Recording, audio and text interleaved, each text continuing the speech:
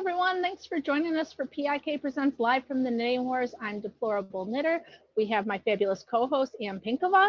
And then we are joined by Carrow Brown, Keri Smith, and Neil from Black Magazine. So there you go. Hey guys, everybody. Thanks for coming. Hello. What's happening? It's been a long time, Keri. I was just making sure we're live. We are. Okay, never mind. Oh yeah. I was on a show the other night and it wasn't, we talked for like 10 minutes and then I was like, I don't think we're live. That happened to me. I had a guy on my channel that I was interviewing. We got a whole 15 minutes into it and I was like, we're not even live. We have to do it all over. It's like, welcome. I'm good. I haven't. Yeah. Sorry. No, I'm glad. Thank you for having me, and I apologize for being a little late. You can put that on me always. I texted Anne like bathroom. I have to go to the bathroom. I love seeing you, ladies. I love seeing you, Neil, and yeah, you just bring a smile to my face. So, thanks for having me. Yay! So, what's new, friends? Neil, when's the new magazine coming out? Oh, should be around the 1st of July. Okay. So we just got one. Still in the middle of it all at the moment. Okay. Yeah. My time has somehow gotten all goofy. Like, I don't know what my kids keep saying, like, what day is it? I'm like, I don't know. Just tell them it's Pride Month. If they ever say, what day is it? It's Pride Month.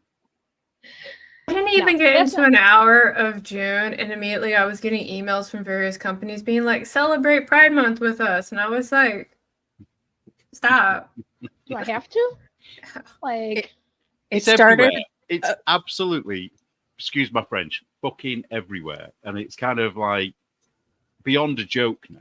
It's just really, really annoying. Well, because, and the thing that kind of gets me a little bit, and then, I'll be quiet, but it's like in February, we didn't do Black History Month. We did Pride History Month. And now we're here in June where we get to do it all over again. So I feel like I'm on round 2 of this. Well, I've said this before. They're very clever how they've done this. There's 2 Black History Months per year, and there's 2 LGBT History Months per year. Because America has it in October, we have it in February, and it swaps. So when you have Black History Month, it's LGBT History Month here, and when you have LGBT History Month, it's Black History Month here, and it is on both sides. So it's not like, do you know what I mean? Like when you have it, it's here as well. So, and then if you have the Pride Month, that makes it 2-3 months of the LGBT stuff. Plus, in August, that's when Pride is actually a thing, as in there's a Pride event. So it's like every bloody day. Well, I heard in Canada, it's now Pride season also. Oh. It's beyond. They do like 3 months of it here. They're super gay. Like, can we... Yeah, this is the way I've been seeing everywhere, and that's all I can think of now. Pride comes before fall, and during fall and into winter, and but why does summer have to be Pride Month? Can't I just like hang out with my kids at the pool and not worry about it, or what's up? Like, it's old. It's already old, and it's the 4th. So how about that? Here's something. Have you guys noticed this though? This is just something I want to be true, and I'm imagining it. So tell me if I'm off base. But it seems to me that there are more people this year who are just done with the propaganda. And maybe it's because Twitter is now under the control of Elon Musk. And so you can say what you want, not entirely, but you can get away with more than you could before in terms of free speech.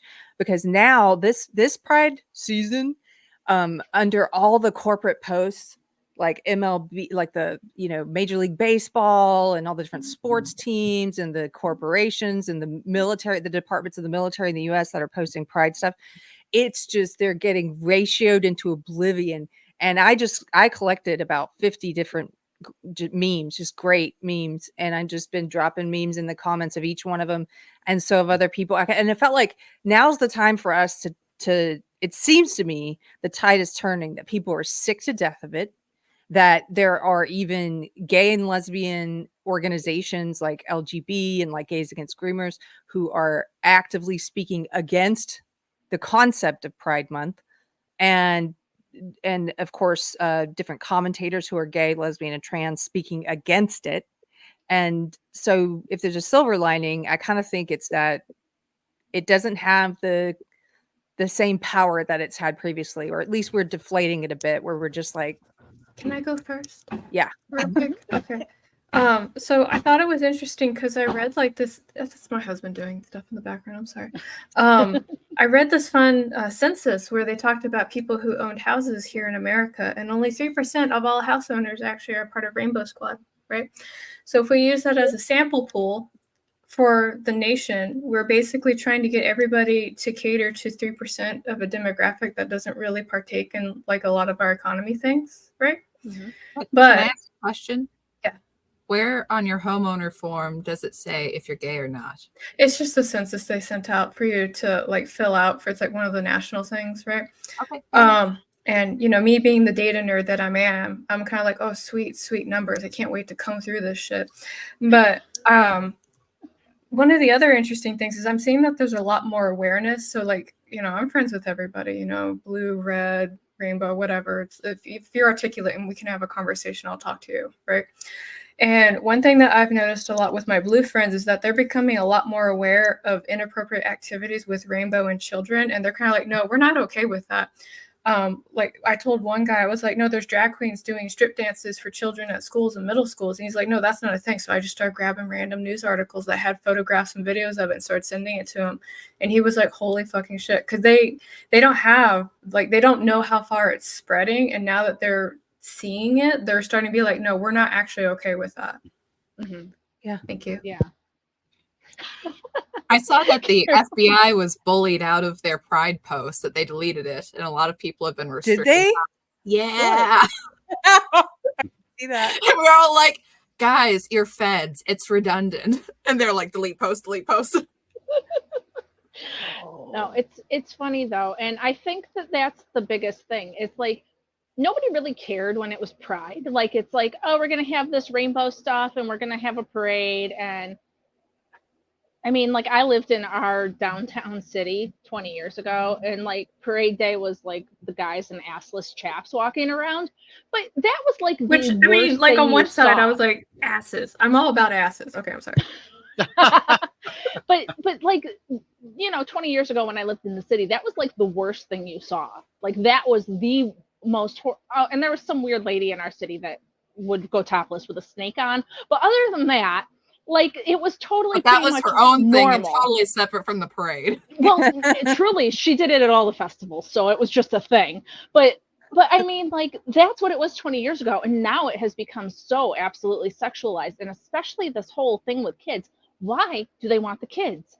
There's no reason. If people enjoy drag, super fabulous, go do you. I don't want to do your drag. I don't want my kids to see drag. Like it's not appropriate.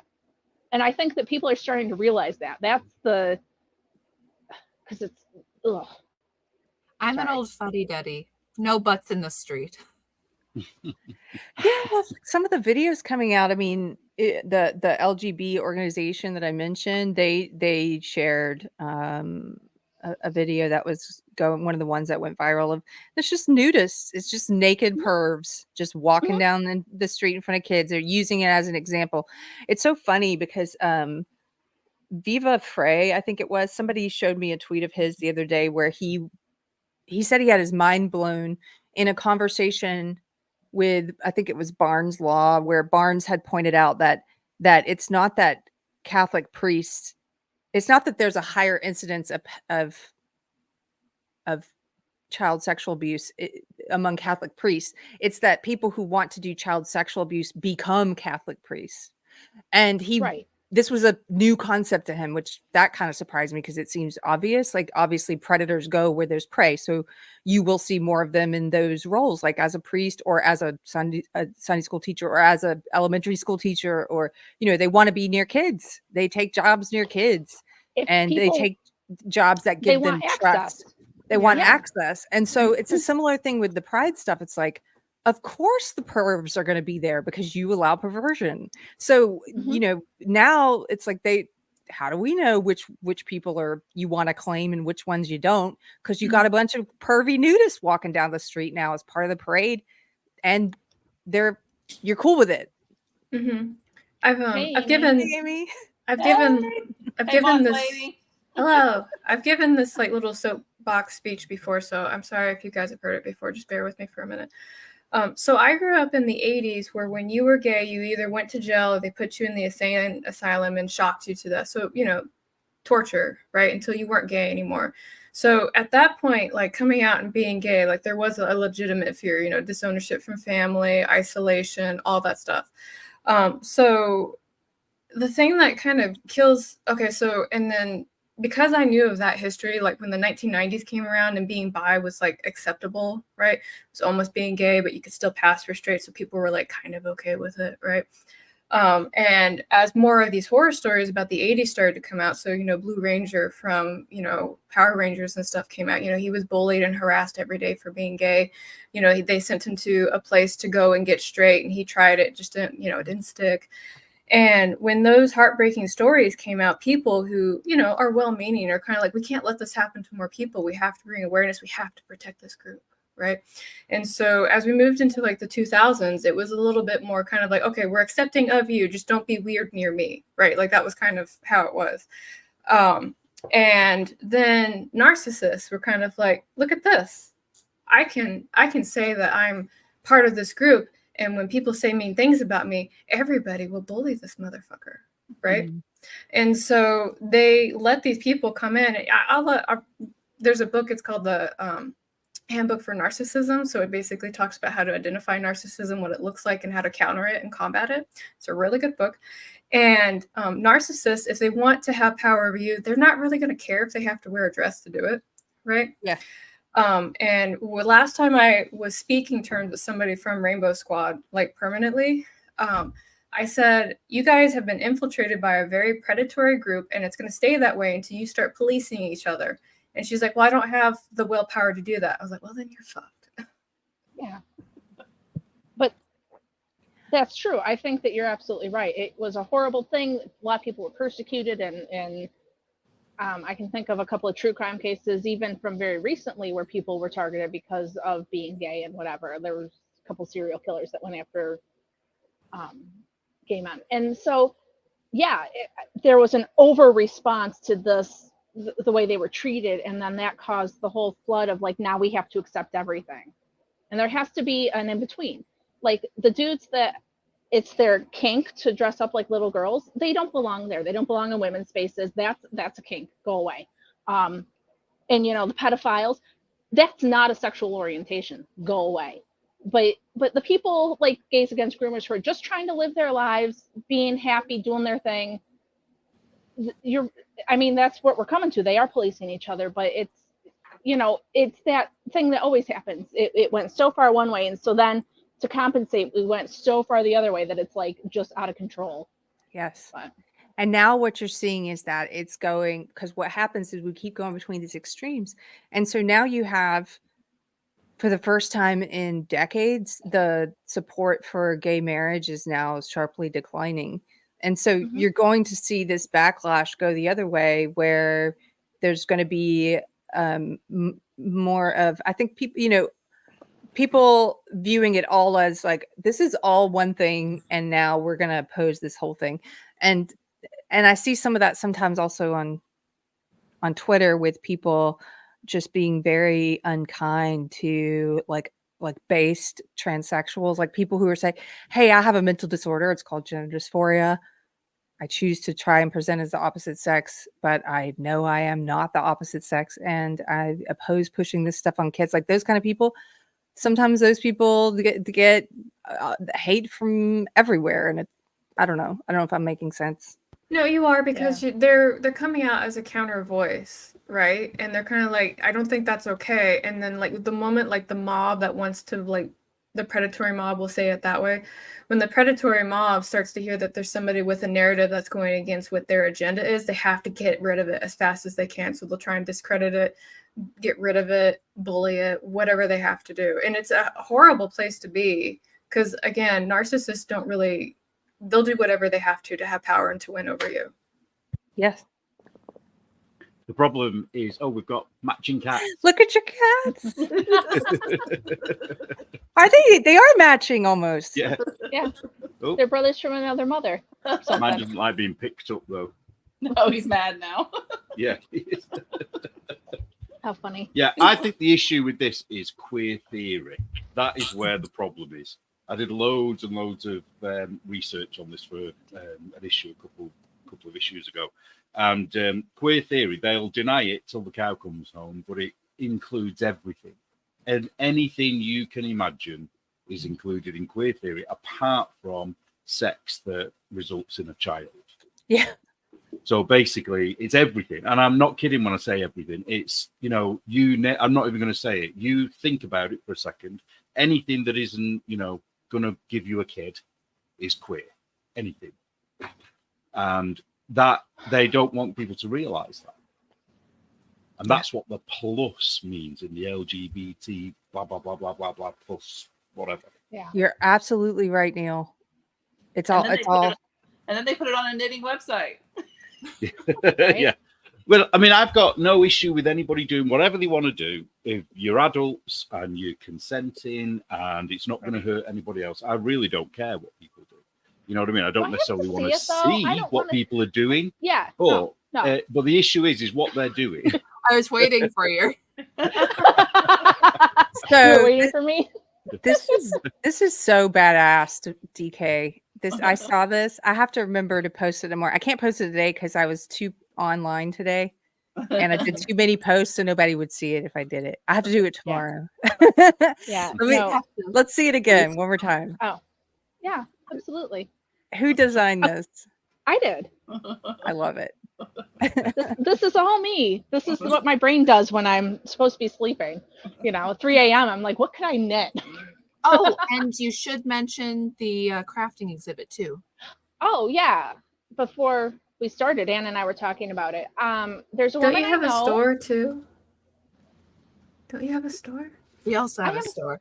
I'll do links Yeah. to the store. You talk about that. Okay, so If I can find my phone. I don't know if anybody in the comments is a designer, but there's this woman that Ann and I know. If you know our origin story, she's actually the reason that Ann and I started talking, because she was going to put on a conservative crafting thing. It didn't work out because of COVID, but she's doing an event called, here, Ann, I'll just put it up right here. I got it. Sure. She's doing this event. It's going to be in Seneca Falls, New York, women's history. There's a place. It's where suffragette stuff happens. I should know better, but it's called Co-Crafting Democracy. And she's accepting submissions, and knowing her and the people that follow her, a lot of it is going to be left-leaning, but I also reached out to her and spoke to her, and she was glad that I was interested in possibly submitting something and that I had shared it with our friends. So if you're a designer, if you have anything that falls into the category of co-crafting democracy, it has to be fiber arts related. There's rules. You can ask for info and I can get it to you. But yeah, I'm going to submit my, I think I'm going to try to submit my Never Surrender hat that I just did that says Never Surrender with the upside down flag. I did it right after Trump got convicted. But if you have anything that you think could fall into the category that would make sense, go for it. So, and you have to be in the US. So anybody who's not, sorry. And it has to be made by 2020. From 2020 and on. From 2020 on, yeah. But anyway, that's the point. There's a new exhibit going on. It's probably going to be full of our lefty buddies, but I'm going to try to get something in. I'm hoping Ann will have, it's a pretty short turnaround. It's pretty short. I saw the call a month ago and I didn't realize it. And then I saw it again. I was like, oh no.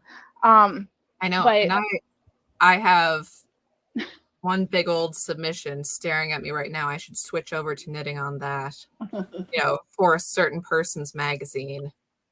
So we'll see. Yeah, but the we'll see how deadline it for goes the next year. magazine is after. Do this first. But yeah, so we want to get some Somewhere. some conservative democracy crafting things in there. If you got any ideas, have any questions, Exactly. You got to get out there in sports with the other kids. You got to fight back. Yeah, because otherwise they just get to say whatever they think, and then they think they're all alone, and so they must be right. And so Anna and I are going to be like, hey, what's up, guys? Groomer Awareness Month, anybody? Like, what's up? So, hey, lefties, what's up?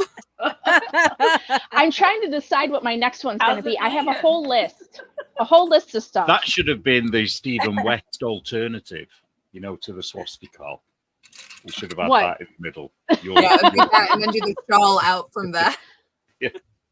The deadline is June 14th. If you're interested, send me an email, deplorableknitter@yahoo.com, and I'll send you the info. But so for my next square. Now, Neil. Oh, sorry. Question. I don't know if everybody saw the pretty little picture you posted of the. Oh, I don't know if I glitched. I think my Wi-Fi sucks. No, you're there. Of the quilt square. Yes. You have that so DK can share, or how does that work? Oh, Keri can see it. Because that was mighty fine Yahtzee square. It was, wasn't it? Yeah. Notice they're not talking about it on Craftsnet. No. Well, no, because it wonder why that checks might all be. the boxes. That's crazy. Checks all the boxes. I don't have the picture, Tam, but basically it would be a little similar to made out of gay symbols. Mm-hmm. Yes, I was about to say it would be similar to a certain symbol that both Lawrence Fox and there was that one guy in England who the police came to his door after he posted it. Or it's a pinwheel design. It could be. Yeah, well, now it's a pinwheel. Yeah, now it's a pinwheel. Because it's June. Is this? Are you talking about the thing with the crow on it? No, that was something else. It's on my Instagram, but I can't think who did it now. It's a you quilt, did it on your Facebook too, I think. I love this comment. Yahtzee rhymes with Neil. And I put like this very apt music. It's a quilt. If you saw it on Instagram. It's a quilt square, Keri, and it's in very pride prints. Which fine, whatever. But that I'm kind of hoping that the person that did it knows exactly what they were doing. You know what I mean? I really hope they did. I didn't get that vibe at all from it when I saw it. So quick question. I'm gonna throw off a couple things. I want everybody to tell me which one they want me to do next. Drag is not for kids. Oh no. Children cannot consent. Very good. Pride isn't a family event. And your sexuality is not an achievement. Do any of those make you feel like I should knit them right now? I like the consent one because I'm team consent no matter what. Yeah, I know. So. Yeah, I like the consent one. I mean, they're probably all going to get done this month. My goal had been to do like one every day, and then I realized that was insane. But if I can get like 5, I'm going to be pretty stoked. I like all of them. I do like drag is not for kids. Yeah. That's definitely going to happen too, because it's not. Like I said, do whatever you want to. Don't bring my kids to it. Don't bring your kids to it. It's not okay. The drag queen, Kitty Demure. Kitty Demure is a drag queen who's famously said that. I love that. You know, what she's like, parents who bring their kids to my shows, what the F is wrong with you? Okay. Love it. Okay. Thanks for letting us decide. I feel part of your process now.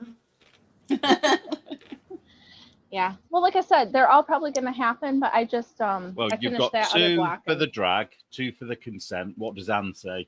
Anne's is going to tip it one way or the other. I don't know. I like all of them. I'm very excited. You can only pick one. I know that's like the worst cop-out answer. Or if you pick one of the ones nobody else has picked, and then it's still a 2 versus 2. To the chat, what do you think? Yeah. Chat says all of the above. One that says humility, which is the opposite of pride. Start a conversation instead of an argument. True, but the point of kind of doing the squares is to stop people in their scroll. Right. Okay, I see one child cannot consent. That's 3. Well, you know what you could do, DK? You could actually get them charted up, ready, and ask people to knit different ones. You know, because you don't have to knit them all. That is true. And then I tend to be an island because, like, my mother could knit. She can knit one every day, but I don't love the charting. I like the knitting, so that's part of the problem. Right. But Many such cases. and I have a couple of birdies that I want to, you know, she's got her stickers. And she said I can use any of her stuff that I want to. She's happy, so we'll see. I love You can Birdie. mix it up with the X eyes. Yeah. I love that Birdie just goes hard like every day. Like Birdie wakes up every day and is like, has a cup of coffee and is like, hey, No, men aren't tea, women. but yes. Like, She sits there. Yeah, that's what her I alarm picture clock her the other says, day, isn't it? perfect winged eyeliner, and she's like, "Oh yeah, putting her makeup on." We're yeah, gonna yeah, But fight." wait, Yeah. she's getting lunch, and she's like, "Children cannot consent," and they're like, "Man, this is a Wendy's," you know? yeah. I love it. I love it. One day I want her to like do a comedy video where she's turning around and going, "Hey," and then it's something different. It's not men aren't women. Like, you thought it was going to be men aren't women? No, but it's She and great. Melanie Mack should get together. They Yeah, should just. She goes hard, and she got banned from Instagram. Is she still banned on Instagram? Yeah. Yeah. Oh, didn't they say it was a mistake? Didn't they come back and say? Okay. I might be wrong, but I'm sure she posted see. something about that. Go on, Carrow. What was that? I was like, mistake. Well, yeah, because I think there was a few of the, men aren't women. I can't even say it. What is it? Women. Oh, that got taken down and then it mysteriously brought back. Oh yeah, she's back. She's back. Men aren't women. Yeah. I love it. I just actually love fell her. into a hole. She was talking about how to make trans people welcome or something. It was a 100-point article, and she did a series of videos about it, and it was just hilarious. And it made me laugh all day yesterday, and I loved it. Here's it was the thing about it was her. what I needed. Yeah, she goes so hard, but she's so joyful, and those two things together, I admire it. I love it. It's like that's because that's hard for them. She's not angry, or whatever anger is there it's a righteous anger, but it's tempered by her joy. Yeah. And so that's evident even and that's I think that makes her really, it's hard for them to come back at her. She's on Twitter. It's like watching her Twitter feed is you can learn a lot from it because of the way she does this kind of judo with people online, and they get really riled. They'll get really upset, and she usually doesn't get upset. Again, like she'll tell them why they're wrong, but she doesn't usually, emote the way that they do. It's impressive. Yeah. No, yeah. And when I asked her, I'm like, I said, I'm knitting these squares. I want to use some of your stickers. She's like, fine. Do you want me to send you like better files? I'm like, sure. Like, she's just thrilled to be having other people in the conversation too, which is fun. So, but okay, I guess children cannot consent unless I change my mind between the show and when I start knitting. So we'll see. I'll do what everybody told me to do until I feel like I don't. Well, everybody's saying that, and I think that I'm probably not going to do that one, honestly. There's another one that's speaking to me, so we'll see. Gray Pride, because rainbows were last year.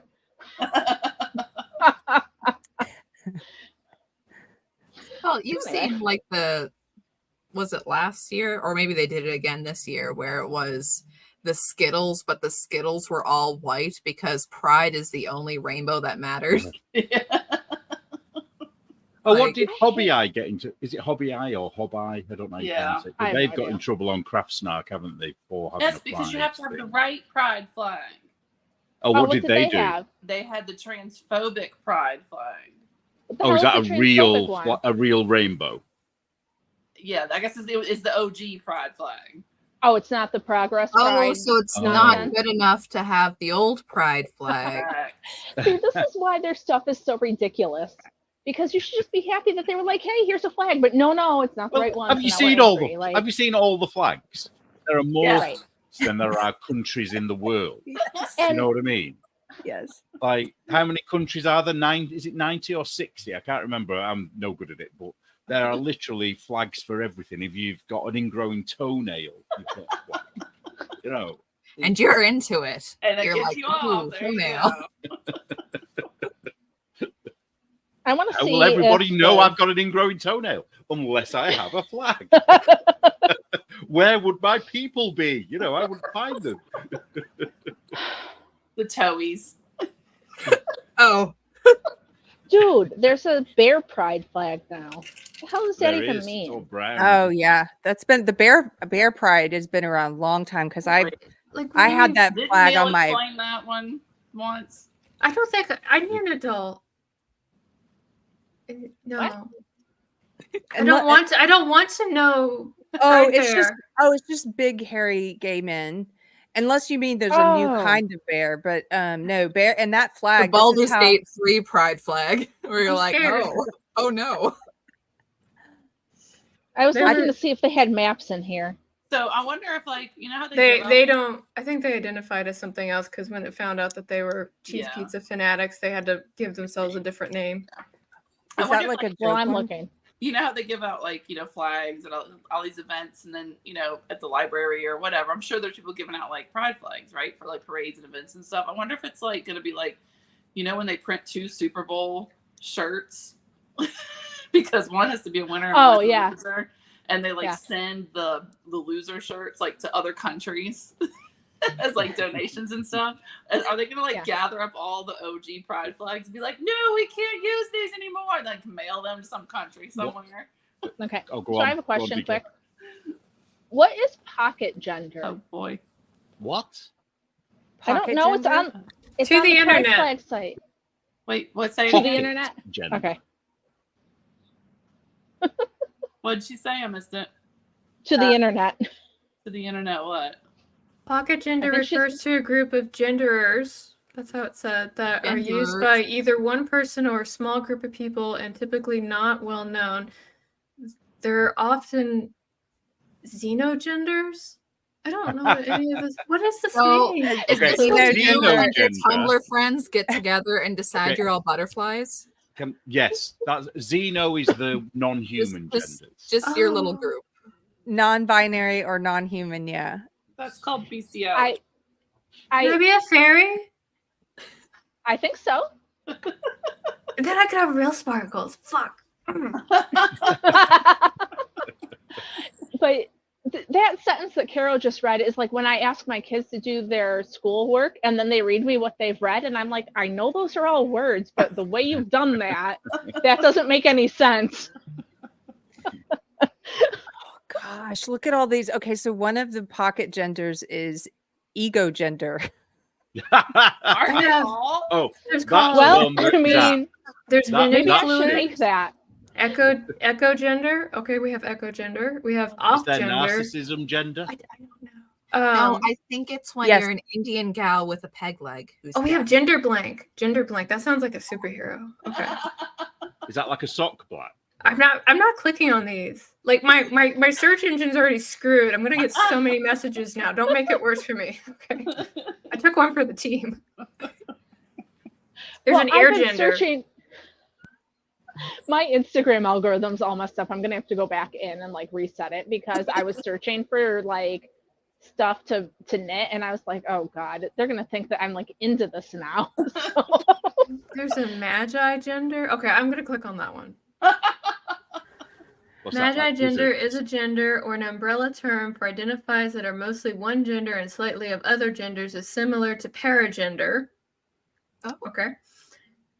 Was coined by the active Tumblr user on or Of course. before July 17, 2014, believed to be the I dislike cis people. Okay, that was the username on Tumblr. I dislike cis people. Okay, cool. They made a thing. Mhm. Cool. These are a whole bunch of words that are gibberish. I'm leaving now. I'm Yeah. looking for cute Well- cat videos. Carrie, what was that thing of narcissist flag? What was that? Oh, I just shared it with you below. If you Okay. put it on the screen, I just wanted to show this to Neil. This is from 2 years ago because I remembered I tweeted about this. I had to go find it just now. There are so many that there is one on one of these Tumblr blog, whatever. They came out with a flag for what they called narcogender. Geez. And narcgender is a neurogender for individuals with narcissistic personality disorder whose gender is influenced by their NPD and or can be understood in the context of having NPD. This label is exclusive to narcissists, okay? Self-diagnosed. Well, that's all of them. All of them can have that flag. Right? Yeah, please, right. Please put this in your bio. Gender bullshit crap thing is a narcissist. Oh, they I just took it down. Too much time looking in the mirror, worrying about what gender they are, instead of just getting a job, getting up and cleaning the house or whatever it is they're supposed to do. They're sat there thinking, "Oh, what gender am I today?" Well, who's got time for that? You know, who gives a shit what gender someone thinks they are? Really? See, you know, I can't wait to meet one in the wild, because I don't think I'll be able to hold back. You know, I don't think you wish will. too hard, They probably don't leave the basement often, and they don't see sunlight. So, you know. Well, I know there's going to be a whole village of them in the gay village in Manchester. They're out there. They're so out there, and they're completely delusional. So part of the reason I ended up leaving the clinical psychology program that I was in and switched to a different branch of psychology was because when I went to go do my in-class practicum with a group of other women, right, there was legit a blue-haired narcissistic woman, and one of the statements that she said was all white men are racist, right? And so I was there and I was like, hey, you know, in one breath you've insulted my husband, my father, and my grandfather with an untrue fact, right? And so we went back and forth on this for a little bit. And the thing now, so it's not the woman and it wasn't the argument that made me leave the program. It was the fact that the instructor didn't partake in this, right? She kept her head down, and in this room of 15 other women, they kept their head down too. So if you're not going to advocate for the men in your life, how can I trust you to advocate for your patients? This is the problem. Nobody's taking the piss out of these people in these meetings. You need people to point and laugh at them. Yeah, you know, and like, so they're out there. They're out there, about? and they're trying to get into places. You know? I still remember her. She's like on a farm with goats, and she like tried to show me goats after the argument to make me like her again. I was like, no, you don't understand. I legitimately think you're a disgusting human being. Goats are not going to fix this, all right? That's all I know. I like the goats. I don't like you. Is it mohair goat? That might make a difference. I don't think she was into crocheting then. That's my guess. So it didn't matter to her so much. She did this thing where when she was waiting for her turn to talk with a patient, right? Because we were doing like these role play things. Like the longer the patient would talk and she was trying to indicate that she would say something, she would open her mouth and like make it wider and wider until like I almost wanted to throw a ball of paper in there. Like a bullfrog. What the hell? I'm gonna do that now. Aren't you supposed to take the cue from the patient and not, let them get it out until, Yeah. When I did therapy a long time ago, the lady let me talk, and then when I was done talking, she would respond to me. She wasn't ever like interrupting and telling me her own. Yeah, people suck. I was going to tell a story, but actually no. So. Okay then. Wait a minute, this is on YouTube. Never mind. Hang on. Oh, we're live. Oh goodness. We're live. Just kidding. Circle back to that some other time. That's for private chat. For the hate watchers as well, the reason we're talking about this is because it's Groomer Awareness Month, just in case people aren't, because they're going to be saying it. They're talking about gay people again. Well, how could we not be aware? They won't. We're bringing awareness. How can we talk about anything other than gay people in June? I mean, it'd be insensitive at this point. Yeah. I mean, they were advertising it at my dog's Petco. We took him there to get groomed, the other kind of groomed. And they were advertising it a month in advance. They had a whole Pride thing set up, put Pride on your dogs. I'm like, oh my gosh. There's a shop here called Marks and Spencer's, and they do a sandwich now, which is an LGBT sandwich that they release every June. No. So and what is it? I think it's lamb, bacon, guacamole, and tomato. lettuce, bacon, I don't know what. Yeah, guacamole Guacamole. and tomato, I think. Yeah, I mean, lettuce, that actually guac. sounds good, but why do we have to Oh have yeah, it be it's probably gay? a good That sandwich. seems I wanna very eat it. insensitive to the gays for Palestine. I'm just saying. What about the vegan gays? What about them? Will nobody think of them? You know, another square that I really want to do, speaking of Palestine, was, you know, the Palestinian flag with the words that said something like Palestine persecutes LGBT, but I wasn't sure if I should go there, so I don't know. I don't know what I Oh. want to do. Stitch in the Sky. Annie's just said she's going to go to Marks and Spencer's and put some stickers on the sandwiches. Oh, geez. So who were we talking to before? I was telling you about the queer animal documentary. I think it was Oh. on midnight. I remember you That talking wasn't about here. it, yeah. I didn't hear Okay. it. So Peacock is doing this queer planet or queer animal, I can't remember what it's called, documentary. So I begged my friend's son, who is he's graduated in zoology. I was like, please watch it with me, please. He's like, no, it's just gonna make me mad. So I made him watch the trailer, and just the trailer made him so mad. And he was like, so basically every scene they showed of the animals, he's like, none of those scenes were sexual. Not a one of the scenes they showed were sexual. And like one of them was like a lion kicking another lion basically in the private parts. And he's like, that was an aggressive move. That wasn't sexual. He's like, nope, that's not what we were doing. And Just because that's their kink doesn't mean it's the Lions. so he was so mad just from that like 5-minute trailer. I was like, Is this Queer Planet? Queer Planet, yes. And I was like, I am waiting for people like, other, content creators to watch it and react to it. Okay. Like on Yeah. YouTube. I or want to know if whatever. the target audience is furries. That would answer a lot of questions for me. I mean, they But- legitimately were like, we have a queer planet and I mean, the way they were talking about it, I'm like, animals don't. There are some animals who mate to mate for partners, but not Yeah. like that. Let's just to do the most blanket of statements. Animal mating practice is not like nice or romantic Right. generally. I'm just gonna Well, and whatever you do, if, don't look at what ducks if do. it was a queer planet, wouldn't these animals be on their way out? If this was all happening? Exactly. I mean, Yes. Well, this is why the dinosaurs died, obviously. I knew they were gay. is that what happened? I thought it was, the meteor and the. So are you saying that the Uh. gay frog gene is recessive? Well, haven't you seen all the gay flags that the dinosaurs had? It's obvious what happened there. Duh. Silly me. Wait, so does that means it wasn't like climate change then that took the dinosaurs out? But isn't I climate don't change know, Keri. LGBT now? I know it's been That's a bit it's far. racist, isn't it? No, you don't have to actually believe it. It's a troll. It's a troll because they don't know what to say. Yeah. I'm sorry. The Palestinians were right about gay people. That I don't think they are. No, But the point is no. that they would go. We. Like, what do they do? Yeah. Exactly. I don't know who to side with here. Right. What do we do? Ah! Oh no. I It's want to.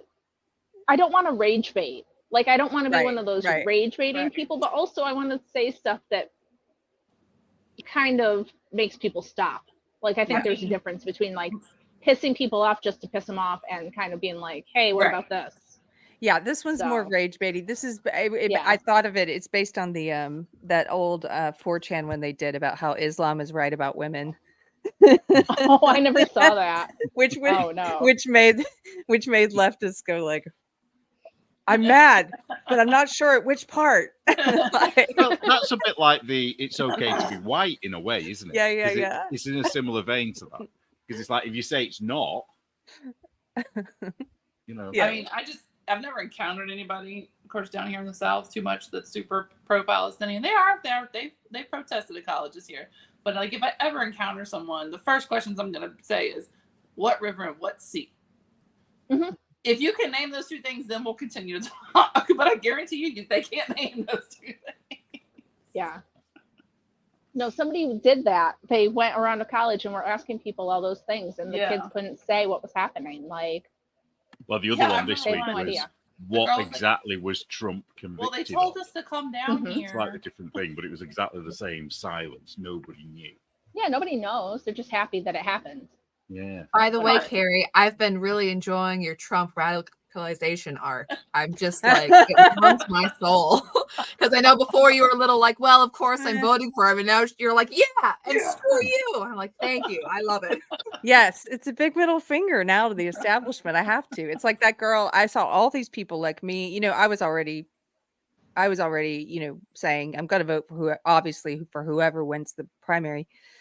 But I'm not rah Trump or anything. But then with this conviction, now I'm suddenly energized and like, yeah. And then I know a lot of people like that, libertarians who are saying they're going to vote for him. People who have one friend who hasn't voted since like 2008 for Ron Paul. Like they're people coming off the bench, who's they're like, I'm flipping. And some RFK people say they're going to vote for him now, because it's bigger than him. It's not about him. It's about an FU to the establishment and the fact that they think they can do something like this. No, definitely. And I mean, since the elections, kind of, but just it's been further and further and further, and they've been dialing it up harder. I want to tell y'all a story just so I can see your faces when I tell you the story, although I can't see that great, but particularly Keri's, I don't see her face. So someone in my world, in the real world, who I'm not going to name, is very much a Trump hater. And I've asked them to, I'm going to say them, so you don't even know what gender they're. Are they them? No, they're not a them. I'm just saying that so I don't out who they are. So I have asked them to please just not talk about it. We're not going to agree about it. It's not going to be a conversation that's going to go anywhere. Let's just not talk about it. So the other day, the statement was made after the verdict that, he's like, oh, they're not. I'm sorry, they're not. They're like, I'm not really a Biden person. I don't really like him.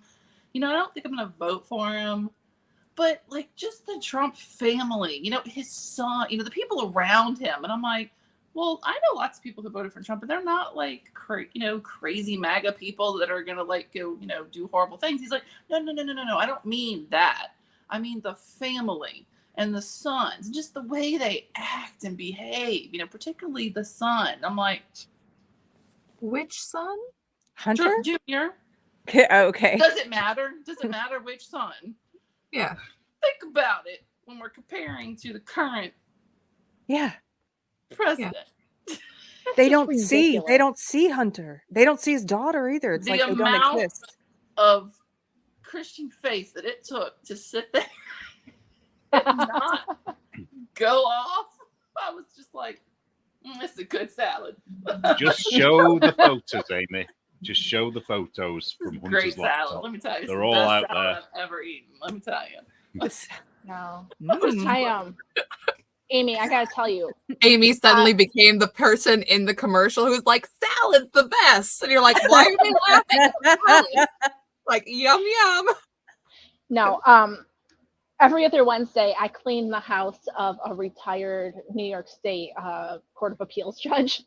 And ever since the verdict came in, I've just been dying to go work there because I will see them and I will talk to them and I want to know what they think about it because they're a Democrat and I want to know what they think from the perspective of like being a judge. I want to hear what they have to say. I'm dying to go talk to them. I hope sometimes like they have to leave and I don't get to talk to them. But I really, really hope that tomorrow I can get like 5 minutes. I just want to hear what they have to say. Like so bad. Because seriously, I've heard that it's all like legally bad. So I want to know from somebody who actually knows. Because I don't. Keri I clean just did people's that houses. show. So you should go watch Keri's last show. Oh, I did not. Well, I had this one of the law tube guys on, potentially criminal. That's what I wanted to do. I needed it for me and I figured if I need it, other people need it. I said, look, come on, start with the indictment and just go through the charges, the trial, and the verdict. What do we need to know? And from a legal perspective. And I think he was very efficient at getting it done in like an hour. It wasn't even long. That's I'm like, cool. No, it wasn't. boom. It was good. I'm telling you, I haven't watched anything in 3 weeks. Life has gone off the rails and exploded. And so I'll get back to that. Yeah, me too. Yeah, I showed feel up in you. chat Monday. Keri's like, oh, Amy's here. It's like everyone's here. Hey, can I show you guys one of my crafting things since you guys are knitting? Absolutely. Yeah. Okay, I'll be right back. I gotta go We get haven't it. even got to our normal question of what are you That's working on right. yet. I Go know, ahead. right? I'm not starting working on another baby anything. blanket. Cool. I got a couple of Nice. Another hats one. for So- Amy. Carol's making a shawl, right? How'd you know? Oh my goodness. Man, look. Nice. Oh, that's pretty. I like the Yeah. colors. Thank you. Make it big so we can Oh. see it. So I'll make her sidebar, big. and Oh, hold message on. me when we get to talk about spreadsheets, okay? Did you say Very spreadsheets? nice. I love spreadsheets. Okay. Okay, I got. I like actually, spreadsheets so- as well. Now I feel like you're not talking about the same thing anymore. No, spreadsheets are spreadsheets. No. It's not a flag euphemism, just no. Okay, I was about to say I really legitimately love spreadsheets. Spreadsheets. Yep. Yeah. No, I so do does too. Amy. And Formulas Yeah. are my thing. Love them. what's I that? don't always love them. Especially when they all match up. When you've got But I will multiple tell you when formulas I that don't double like check each other. spreadsheets is sometimes the documents I have to do is a Excel spreadsheet inside of a Word document. That is like the depths of hell. Yeah. That, I know what you mean. that I've never. Yeah. Hey, It's Amy. so frustrating. Amy, I should have gotten one for Carol too. I didn't know. I got this for you. It says, "Ooh, that calls for a spreadsheet." It's one of the, I have another thing I'm sending to you too, but I saw that and I was like, well, I have to buy that for Amy. So there you I go. got one the other day that said I'm older than the internet. That is also true. But yes, we do need to talk spreadsheets because Shark Week is coming up. It's fast approaching. Oh, before we Is talk Is Shark it Week, on the though, 7th? Is it on the 7th 7th? to the 14th. Oh, thank Mhm. goodness. I thought for some reason somebody said it was going to start on the 4th, and I was like, I can't. I'm going to Denver. Like I died on the inside. But then they were like, it's the 7th. I was like, okay, I'm flying back. That's fine. yeah. But guys, it's still the sweaty sweater challenge. I The know. sweaty sweater challenge. I know. Is anybody Oh. working on the sweater? I have mine. I haven't done anything on it, but I still have it. Want to Here. see it? It's still pretty. I worked Maybe on it'll be a the sweater by the end of June. Oh, I don't know. I might just be making squares and not finishing my sweater for the sweaty sweater challenge. But it's pretty It is pretty. someday. It's really pretty. What is So what Keri you working on, Crafty Keri? saying? Yeah, Carrie. Well, so Tiger and I are attending something where I had to make him a corn costume because I couldn't course you are. find one, and Making so you I beg. made this. Oh, Look, that's awesome. and How it's got. cute. I made it out of a t-shirt, and it's got the Velcro little snaps here and Oh my here. God. So it's not. I mean, it's not so perfectly, but it works. So it goes over him like cute. that, and he's a corn dog. He That wears is it like the that. most patient dog there ever was. That is awesome. And then this, I think I showed you this. I can't remember. I've been experimenting with hodgepodge now. I don't know what I'm doing. I'm just having fun with junk jewelry. So this was the first one I made that I liked. Oh, cool. And Oh. and that one I liked, but I made some I didn't like. And That is part of the process. yes. Mhm. This one this one's going to be a gift. I'm not finished with it, but this is going to be for my mother-in-law. So it's an old handkerchief that says mother, and then I was trying to do like a flower. I have to touch up the gold paint. I was trying to paint the frame. Anyway, I'm not exactly sure how I feel about this one yet, but it's going to get there. So, That's cool. but I That's I really kind of neat. like doing this because you can just zone out and, well, like with knitting or crocheting. Yeah. I realize maybe you get it. Yeah. Anyway, that's what I've been That's working on lately. awesome. That's cool. Yeah. Before we move on, Amy, somebody asked what the baby blanket is that you're doing. Oh, What's the this is my pattern? go-to Smooth Fox beginner round ripple. It's a free pattern. If you just Google Smooth Fox beginner round ripple, and I just Cool. let the colors. I just let the colors go, and I'm holding two together. Oh, cool. Pretty pretty. And she tells you to work in the back loop when you change colors, but I'm lazy and I just pick yarn that changes colors, so I don't go in the back loop. But. Yeah, that's cool. Hey, polka dot. Hey. Hey, polka dot. Smooth fox. Smooth fox. Beginner ripple. Beginner round ripple. Yeah. Mm-hmm. Yep. If you just smooth fox and ripple, you'll find it. Nothing nasty will come up.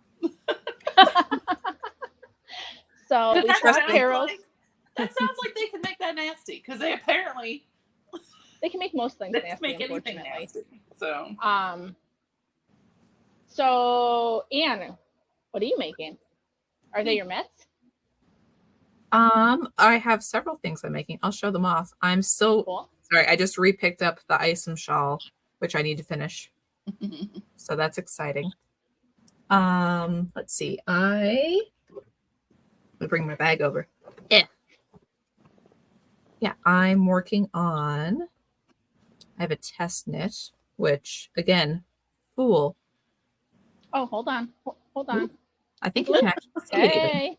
And you can only kind of see it, but it is a unicorn. Unicorn. Like that That tapestry Oh, behind her. yeah. Very obvious, but yeah. It's beautiful. So that is pretty exciting. Big fan of that. Sorry, I don't need to be. Oh, Was One that the second. one you were so excited about getting in? Mhm. yes. Yes. Also, to distract from what I'm making, my friend made my Batman mitten pattern into a cross stitch. Oh, that's So- cool. Oh, fun. I love that. So I'm very excited. But yeah, and otherwise, yeah, I That's it? can give up. Yeah, Okay. I didn't know if you had more. yeah. I mean, otherwise, I have the first half of my crocheted sweaty sweater. So Yep. it's Cool. gray and it's sideways. Working on the second half too. But yeah, that's Go ahead. what I'm working on. Oh, and Neil, I actually wrote my article, but I did not risk my life for you. Sorry. When do I get it? Actually, I didn't risk my pocketbook for you. Sorry. Huh? I don't know, man. When you sending it? I can remind me. I was in it. It's done. So, Neil, are you working on anything? Oh, I'm still doing me sweater. Still got that arm to do, but in the meantime, I've made something for Christmas. Ooh. Is it because your Father Christmas? Yeah, well, it's going to be. Well, it's not been washed, so it's a little bit weird looking, but it's just a cowl. It's a Tunisian cowl. Ooh. So, but it also does. He The, is saying. Oh, that's awesome. Very so nice. it's a proper Mobius, which means it's not sewn. So try and show it. It's in Tunisian crochet full stitch.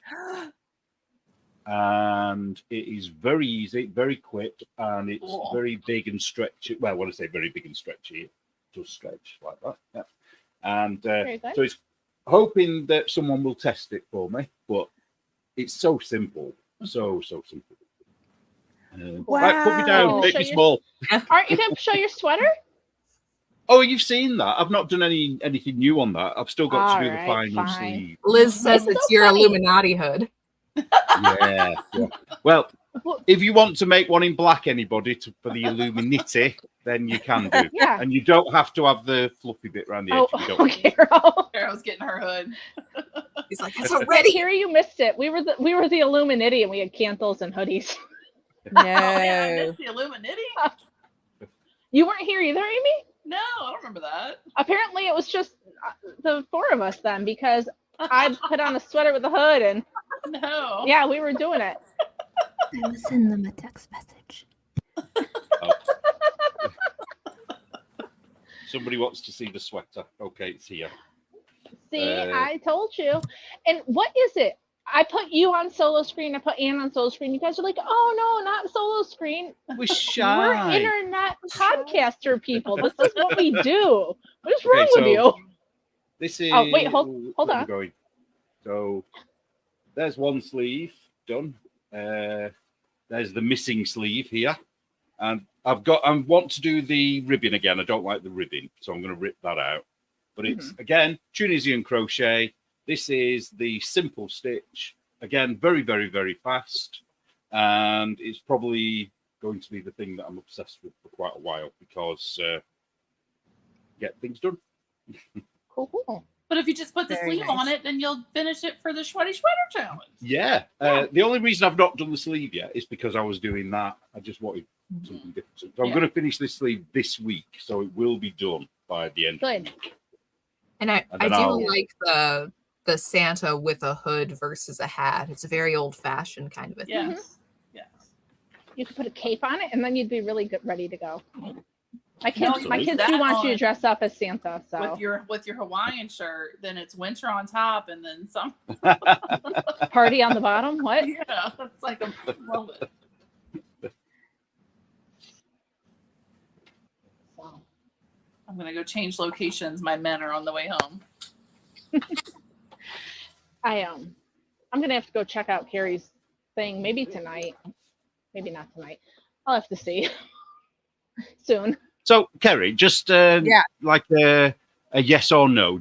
Is there actually a good legal argument to convict him? Trump, that is. No, Obviously. it's a well, first of all, just very quickly, and he goes over it in greater detail, but what they did was take something that's traditionally a misdemeanor, and the statute of limitations had already expired on the misdemeanor, and then they used that, they bumped it up to a felony. So what they said is that he paid his own money to a alleged former mistress. He says that it never happened, but he paid his own money to an alleged former mistress as hush money to get her to be quiet, and that he falsified what the checks were for. But he didn't put anything on the checks. It just said legal expenses. So part of his defense was it was legal expenses. It's none of your business if it was to pay to a former mistress or whatever. But they said that he falsified these checks, and that and if he were guilty of that, that's a misdemeanor, and the statute of limitations is already expired because we're talking about something that happened 7 years ago. So they said, well, it was done in the commission of a felony. Okay, what's the felony? They say the felony was election interference, because by paying off his mistress and preventing that from coming out, then he interfered with the election, because if that had come out, people might have heard about it and voted differently. Now, when you prosecute this, you don't have to prove the felony happened. You don't have to prove the election interference. You just have to, yes. Isn't that crazy? You just have to say it was in the commission of trying to do this felony that we don't have to prove. And so what's crazy is that I asked him, I was like, so when the Hunter Biden laptop story came out, it was revealed later in the Twitter files with all this internal communications at Twitter. It was revealed later that Twitter executives, at the behest of the Biden administration, suppressed that news story. They suppressed actual news organizations so that the laptop story wouldn't come out before the election. Yep. Therefore, under the same standard, is that not election interference? And he was like, Also, yeah, isn't obviously. Russia? Wasn't that Right. election interference? Right. All of this Mhm. is. And so the point is, they specifically tried to find whatever they could, and they couldn't find any. That tells you how little they could find, is that this is what they chose. And they're trying to persecute. That's why lawyers like this lawyer I talked to are calling it lawfare, because it's using the law as a weapon to try and silence or take out your political enemies. And he sort of said, now people on the right are looking at this and going, we haven't done this before. So it's an open field now. We just start finding any misdemeanor that we can, or things that we allege are misdemeanors, and find a bias. They're silly doing this because Yeah. there are other ex-presidents that have committed felonies. Right. You know what I mean? I know, Absolutely. politicians Allegedly. being shady as fuck. What will we do? Oh no. So here's something else crazy, Neil. There's a CNN article from 2017 that I showed that I remember when this came out, when it was big news, where they admitted that over $17 million had been paid out of taxpayer dollars, not the congressman's own money. Like in this case, it was Trump's own money that he allegedly was spending to hush up a mistress. This article on CNN was talking about 17 millions of our money paid out through the Office of Compliance, I think it's called, to hush up people who had alleged sexual harassment by congressmen. 17 billions of the taxpayers' money paid to as hush money. And the So- other thing is that paying hush money is not illegal itself. It's actually not. Yeah. But using our taxpayer money, that's But not Keri, like that we don't. falls into that's different category.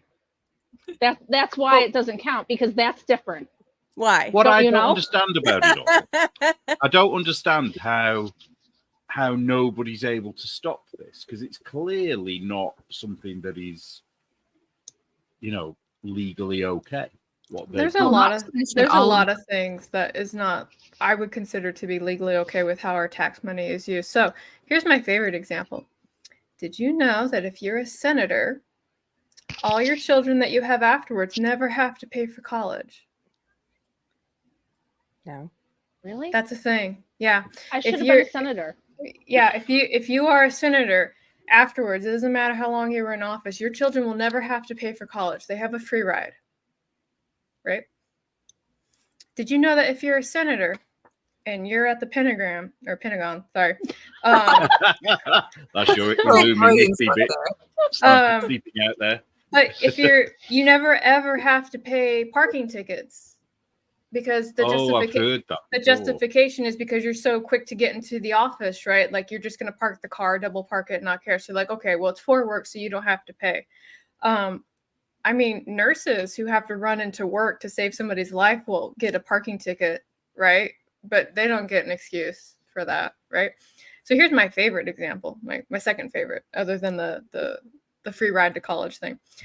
When I was in the military, I got orders for a special send out, and I was like, oh my goodness, like what's going on, right?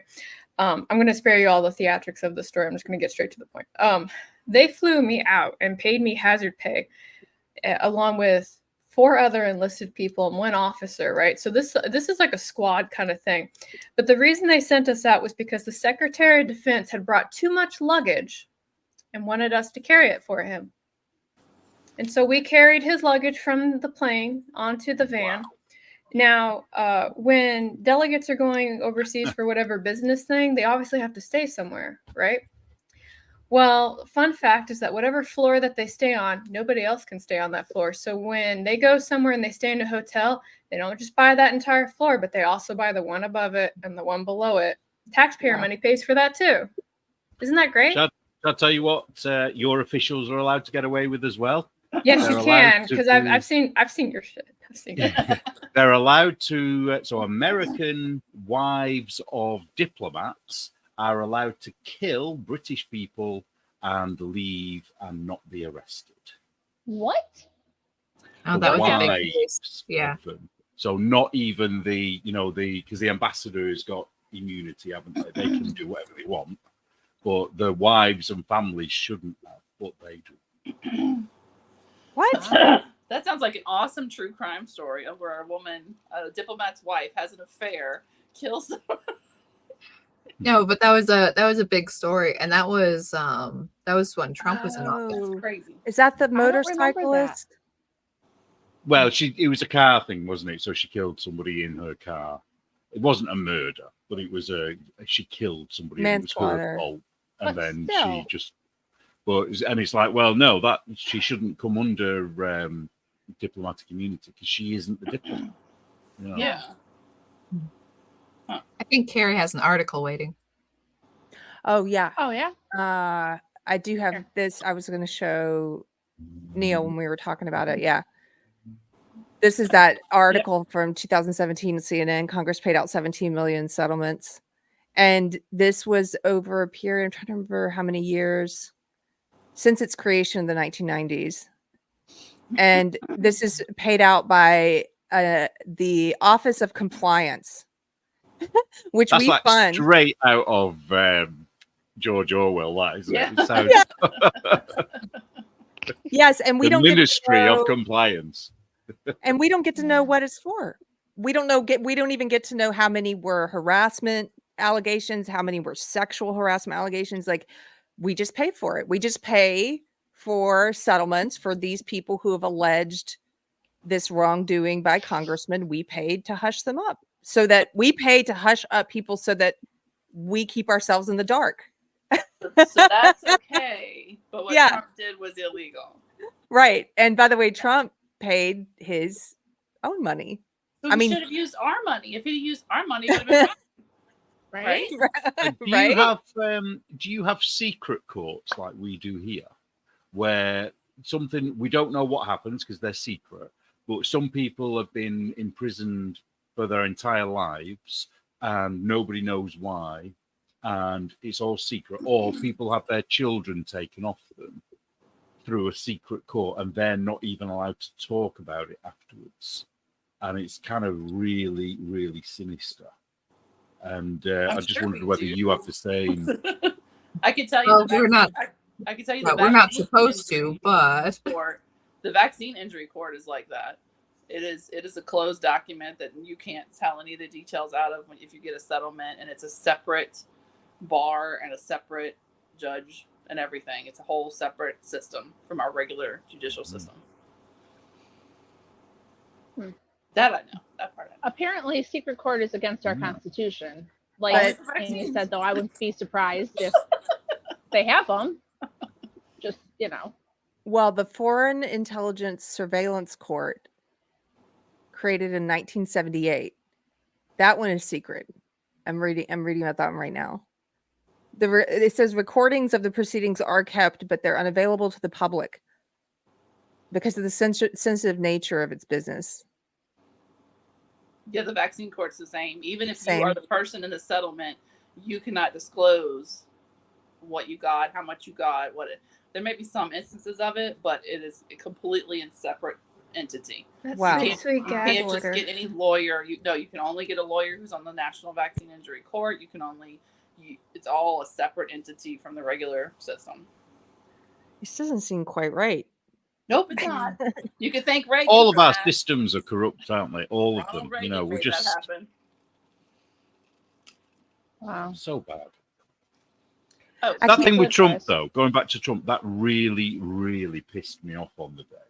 Because, when you just feel like everything is stacked against people who are I just think, why is this being allowed to happen? Why are they clearly talking bullshit? And everybody can see they're talking bullshit. oh, they're freaked. No. Sorry, Anne, what's that? Oh, they're freaked. They are so afraid of Trump. Oh, yeah, I guess, yeah. But he can still run anyway, can't he? No matter what happens to him, he can still Run. And in fact, the lawyer was telling me about, I think it was Eugene Debs, who ran from prison yeah. on the socialist ticket in the 1920s. And didn't he And, get Tiger King can run from prison, so Trump can too. and didn't he get like a ton of votes in prison? Oh, bet he did, yeah. There'll be people Yeah. that When would he vote said for it him was just because of why. that. There was a lot. Yeah, Eugene Debs was the Socialist Party of America candidate in 1904, 1908, 1912, and 1920. Wow, he's like Beto. He just wouldn't take a Keeps whipping. going. So if you won, if you Here's were my in prison and you became president, I love does that that mean reference so can you much. Thank you. pardon yourself and let yourself out? So he can, this is what the lawyer said. The lawyer said he can't pardon himself from this because he doesn't have jurisdiction because it's prosecuted by New York State and not a federal. He said he could pardon himself from a federal crime, but not from this New York thing because it's the New York jurisdiction. So he also said he could serve, if elected, he could serve from prison. And it remains to be seen if this judge he said normally for something like this, you wouldn't give prison time.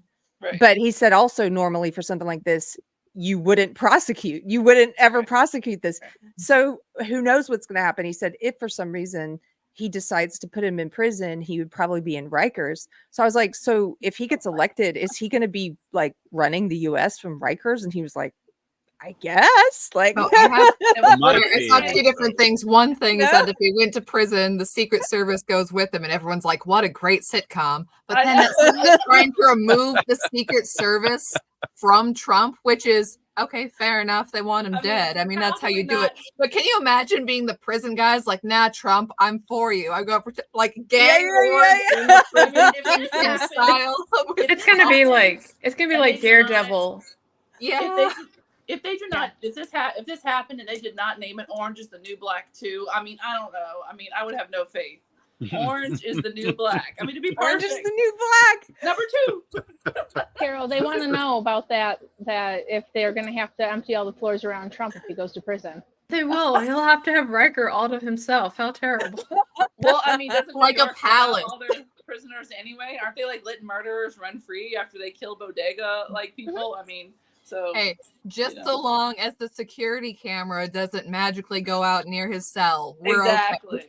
Exactly. It actually would be a great HBO drama. I want it. I was like, dude, I was already quit selling him. I'm already voting. I would watch that. so No, hard. like things that Trump has said is like, yeah, I'm going to hunt cartel members like dogs, and I'm going to Yeah. bring back the World Fair, and I'm going to destroy the Department of Education. I'm like, buddy, you're singing my songs. Next, he's going to bring back the rope. Please, I'm trying to help you here. Amy, it can't be orange because in New York the prison outfits are green, not orange. But if you're president, could you But change his hair what is color? orange. That's the point. That's why he's an orange man bad. So orange Well. man and Oh yeah, orange is the new.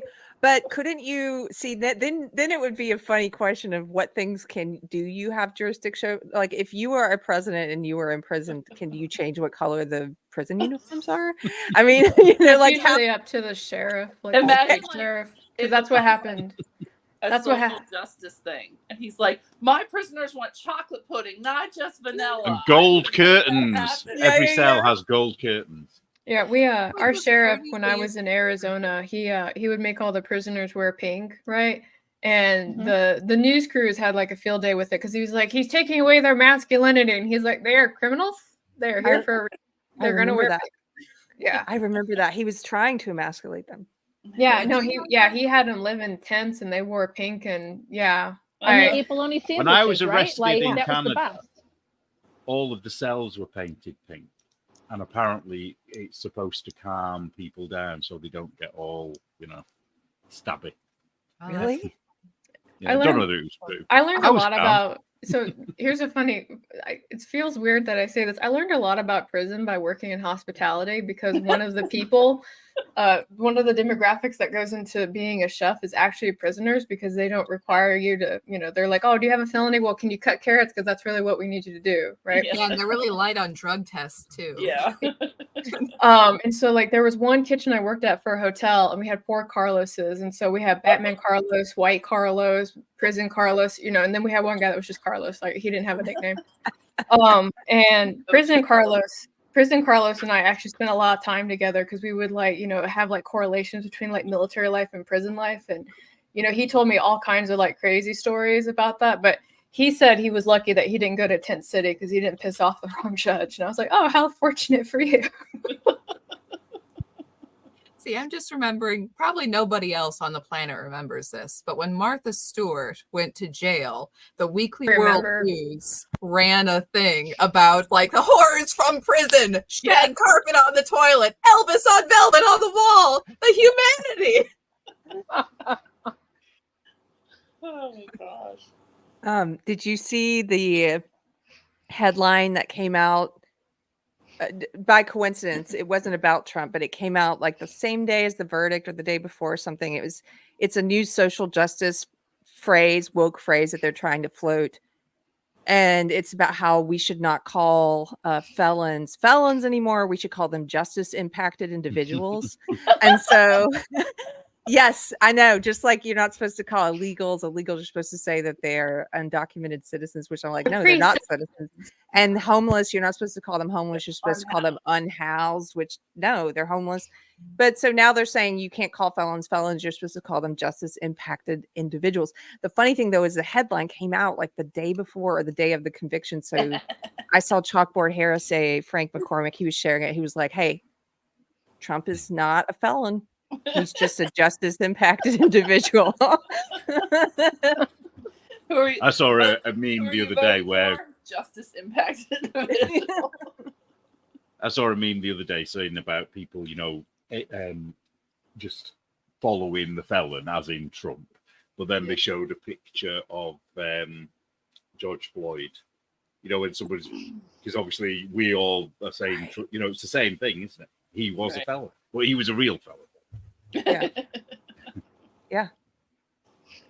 The whole changing name thing is absolutely stupid to me. And I can say that from a military standpoint and from somebody that worked in special education for a while, because what they do is they want to remove the impact of the phrase, right? So we used to say shell shock, so we can't say shell shock. So now we say post-traumatic stress disorder, and now we're like, okay, we'll just shorten it down to, PTSD, right? But now PTSD has that same impact. So when I was working in special education, we would say special education, or SPED for short. Yep. Well, at that time, they were getting like a bad impact for that. So now we had to say that, they had challenges, right? And I was like, why are we doing that? It's like, because we want to make sure that we're taking care of the kids and addressing them and labeling them, in a way that's sensitive. And I was like looking at my kids and looking at them, and I was like, he's drooling on the floor. I really don't think he gives two shits. Right. Now it's students with exceptionalities. Oh yeah. It really helps them, feel welcome when you package them the correct way. That's great. Which I will never forget. I will never forget this day when we were having to do like the state assessments for all the kids, right? And there was a room where like they were very like barely there. Like you would really have to put an argument that they were like cognitively present for me, right? But they were at the school and everything else. And so they had me go with one kid because that teacher's aides were out and she had to get the assessments done that day. And I was like, whatever you need me to do, let me know and I'll help you. It's like, okay, I need you to work with so-and-so in the corner for his math assessment. I can't, like, drool coming out, one eye going this way, right? And so I was like, okay, so what's the thing? And it was like, you need to be able to identify currency. And I was like, okay, so like, how do you want me to do that? And she's like, well, he actually can't see. So what I want you to do is take this bag of money and shake it. And if he turns his head towards the sound, that counts as identifying money. And I was like, are you fucking kidding me? I did it. He passed. They're supposed to know. That's why you have an IEP, so they don't have to do the assessments. But that reminds me, I'm glad you brought that up, that I owe Keri still some research and time, because that once upon a time, I was an early childhood educator with special needs children. I'm sorry, I still say it. So I have the old OG, Developmentally Appropriate Practice book from like the 90s. Then I bought secretly through a friend's account the updated Developmentally Appropriate book. And then I bought this goodie that was my Bible when I was in education, the Anti-Bias Curriculum. Anti-bias. I cannot wait to dive in. It's been 20 years. Give me like through, like you're going through it and you like record yourself. Like this was my Bible as an early childhood student. So this was what we based everything on. And I remember Keri talked about this on the show one time because it ticked me off, because I spent so many years being taught that they are children with special needs, that the special needs does not define the child. My child with autism is not an autistic child. That was beat into us to not say an autistic child, a blind child, whatever. It was that their noun first language. They defined it. Yeah, exactly. It was not supposed to be their identity. It was a child with autism. Yeah. Now it's totally opposite. Now it's the opposite, and they will go after parents in these groups. If they say my child has autism, they'll say, no, people first language, say your autistic child. And I'm like, your child is autism. People first language is he's a child, period. That is, he's a person. It doesn't matter whether he drools and he can't see. He's a human being, and that is his identity. Any other things is just secondary, and you just have to learn how to deal with that. So I cannot wait to see what the anti-bias curriculum is like reading it in 2020 today. It just keeps getting more crazy and convoluted. No, don't do this. Now do this. But that's how you keep control over cult members. You constantly switch it up.